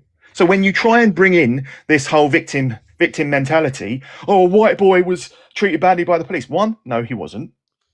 Not in the way that you're trying to say. It was a human being who was treated badly because of a triage issue, and the police were unprofessional in that sense. But the racism argument there is just so bogus, and they try and bring in DEI, and I'm like, you're insecure. You're so insecure. Anyway, I've ranted. That's what it always. No, thank you. That's what it always boils down to. At the end, is exactly how you said at the end. Insecurity. This is exactly what we talk about here. Yep. It is, again, like, if people are not willing to reflect upon themselves, it is easier in their insecurity to look at others. Yep. It is very frustrating, and you brought it up there as well about the fact that when you become somebody who is an activist, a white activist especially, you do put yourself in that line where other people who are not willing to do the work try to target you. They want to silence you because they don't have the ability to do the work that you're doing. Again, that's their own insecurity. Yeah, very defensive. And they're also jealous that you can be as confident as you are in the things that you say. Like, really, this is what white male frigidity looks like. Yeah, it does. Because this isn't even to do with activism. Like somebody else brought up earlier, how white men on a night out, they get into a fight. Like, why? If you've got a bit of alcohol in your system because you're insecure and you want to challenge that other person in terms of your masculinity, you're getting your fists out. Everything to do with these men is literally about the hierarchy that other men have put themselves in. So I talk about sometimes to do with, alpha males, beta males, sigma males, that comes all of into that it whole massively. Yep. Yeah, it comes into it so massively. And again, this is about preying on white men, and we're just talking about white men here, their own insecurity, because they're the ones who came up with this system. They're the ones who always needed some kind of hierarchy. They always needed to make sure that they were above somebody. If it was another man, it was another woman or another child or a black person or a Sikh person or a Muslim person. It's always about their ego and the fact that they are not confident as people. And so, Jules, I have to say, and anybody else here who's an activist or anybody else here who uses their voice, this time in life, in a 2026 in the UK, we are protected as people. There's a reason why we've been activated to use our voices and to use them and to be as powerful as we are. We just need to make sure that we're also regulating ourselves and making sure that we're not allowing these bloody idiots to silence us. And I know that they're not going to silence us in any time. Like, this is my 5th TikTok account. If it gets shut down again, I'll create another one. They're not going to stop us. They won't stop any single one of us. And this work is going to be done. There is nothing anymore that is going to stop us. There is nothing that the universe is saying that this conversation is going away. Yeah, and it is here. It is happening. I'm not gonna, and again, I'm being very adamant. I'm making this point. I do not want to censor myself. However, the discussion is always about how can someone who these white British men can see and go, hold on, he's like me. I get this so much, right, that they try and twist me. They try and say that I'm not like them. They say that I'm Jewish. Right, just because of what the shape of my nose, but they try and say that I'm not like them in any way they possibly can. They call me gay, even though what would it matter if I am? But I'm not. But they try and put me in this thing of like he's not like me, because to have to face someone who is saying to you who is like them, your insecurities and your xenophobia and your social dominance proclivities are damaging people in this country, are creating the divide. You can't see it. When someone like that is telling them that, they like, if someone who is a person of colour saying that you're racist, they're going to just laugh, right? But someone who comes in and goes, a white British man who goes, you're racist, fuck, oh, geez. The amount of like rage that comes out of these people is unbelievable. So whilst I'm not trying to censor myself, I understand that I'm not going to stop. I'm not stopping here, because why should I have to fall in line? Why should I have to stop talking when these kind of subjects are so important that I'm going to be rageful? I'm going to be talking about this. I'm going to be continuing to highlight and put on the pedestal the black creators that are telling people this, because I feel like that's part of what I need to do as a white individual is to try and reach those people that maybe are in the center of this argument and are kind of. I hear this a lot, especially from white people, and also from mixed race people as well. Interestingly enough, like those people who have a white parent, they are understanding that it is their responsibility, because black, brown people, we've been talking about this shit for a long time, but they don't listen to us. So I am glad that people like yourself have recognized your position and the things that you need to do. I'm also going to highlight something in the comment section. So we always have, and this happens a lot, right? Is that we've got read art in the comment section. They come here going, oh, this is boring. Then you just ask the question, why are you here? And again, this is the block, because there's a reason why they are here. They're and they want to be, they're deflecting. They want to be part of the conversation, but they also are feeling very unsettled by this conversation as well. Yeah, it goes back to the cognitive hear dissonance. It goes back to the cognitive dissonance. They feel so uncomfortable. You need to sit in it. Sit in that discomfort. Sit in the discomfort. And I, luckily for me, I feel fortunate that I'm that type of person who, when I'm given criticism, I don't get defensive on the whole. That is just my own personality trait, and that's benefited me massively in this discussion. Like I said, my background, my schooling has benefited me massively with my life experience. And I'm aware that not everyone has the same life experience, but there's no excuse for cowardly behaviour. There's no excuse for insecurity. And there's no excuse for not having your nervous system under control. There's really no excuse. You have the tools available. Do CBT, for God's sake. Use something like that. Use some coping mechanism, so when you see something that you see as a threat, you stop and take a look from a bird's eye view and go, is this actually a threat, or is this something else going on? I'm going to pick up on your last point there, and I'm going to wrap this up because CBT. I talk about this on my platform as someone who's also gone through CBT. I went through 8 months of it in 2020. And I always talk about mental health, and I talk about this cognitive dissonance and the fact that if English people, white people do have this internalized monologue, which they do, and everybody has it in some kind of way. If you have this story inside you that's telling you one thing and something is pulling you another way, please go to therapy. NHS talking therapy is absolutely fantastic. Really, even more truly. so for men, even more so. Yes, even more so for men. So, you don't even have to go to your doctor anymore. Just look up NHS talking therapy. They will put you into the system, and then you will actually they won't stop until they think that you are done. Like, really and truly. That's, for me, CBT actually is meant to be about 12 weeks. I was 8 months. I said, shit, am I that broken? Yes. Apparently so. And I'm in it again, actually. I'm in a different form of it now. But honestly, you have to understand some kind of privilege that you have by having access to NHS and talking therapy. People pay good money in other countries to have some mental health therapy and mental health help. Go to the NHS. Let me say it again. Just Google NHS talking therapy. Fill in the form. You'll find your local place that they will actually put you into the system, and then you will have every kind of referral and blah blah blah blah blah. They will figure out what it is that is the right therapy for you. If you find these conversations difficult, but you're sitting here and getting upset, there's a reason why you're here. There's a reason why you're here. There's a reason why you haven't scrolled off the page and you're still crashing out in the comment section. Go and look up a talking therapy. That helps. Right. Thank you so much, everybody, for being here. This was a fucking long. Well done.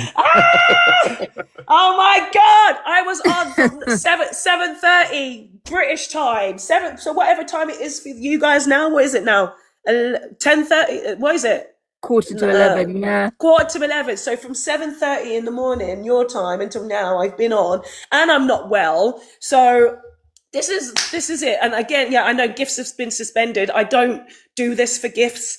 I know I could have restarted the live, but I didn't, because when the energy is flowing, you just have to go with it. So thank you so much, everybody, for being here. Thank you, mods, for coming by. Rasta Pinky, you were holding it down from the beginning. Rasta Pinky, that chat was going off. Like, there was over 250 people in the beginning. So thank you, Rasta Pinky, and thank you all my other mods as well who've come by. Hermit Sapien, CHB18. This is Beth. I'm not sure who else was here, but thank you again. Thank you, Anna Karinista and Jules. White people holding it down at the end. We needed this. I always say, like, please, white people, we're always trying to root for you in a way to be like, please, you need to lend your voices to this. Please speak as much as you can, because we're tired. But at the same time, there is important conversations that we need to have. If you're bringing up Black Lives Matter into a situation that's nothing to do with us, we're going to come up and say, excuse me, we're going to talk on this shit and really put that spotlight back on who it actually needs to be put on, which is the right wing. The rise of the white, the fact that English people have been very racist towards the Polish. They didn't want them in Brexit. This is very important to notice this. Notice who your allies actually are. Notice who are actually on the side of actually protecting people. Be smarter. Be smarter. Dan, I'm glad you stayed here and you learned some things. Like I said to you, Dan, you have internalized racism. So I hope that you actually understand what I was saying, and you've understood more people in the comment section. You've understood the white people on the panel as well. Dan, you have work to do. Right. Thank you so much, everybody. And I hope everybody stays well. And Kronista, also, I hope you get well soon as well. Thank you. Read more books, people. Read more books. Read more books. Like, follow creators on here on TikTok. We're all talking. Like, follow people. Everybody's having something to say. If reading is not your thing, literally just be on TikTok and just fucking listen, because listening is a problem with some people. Just listen. Right. Thank you so much, everybody. And I'll see you again another time. Thank you. Bye-bye. Bye.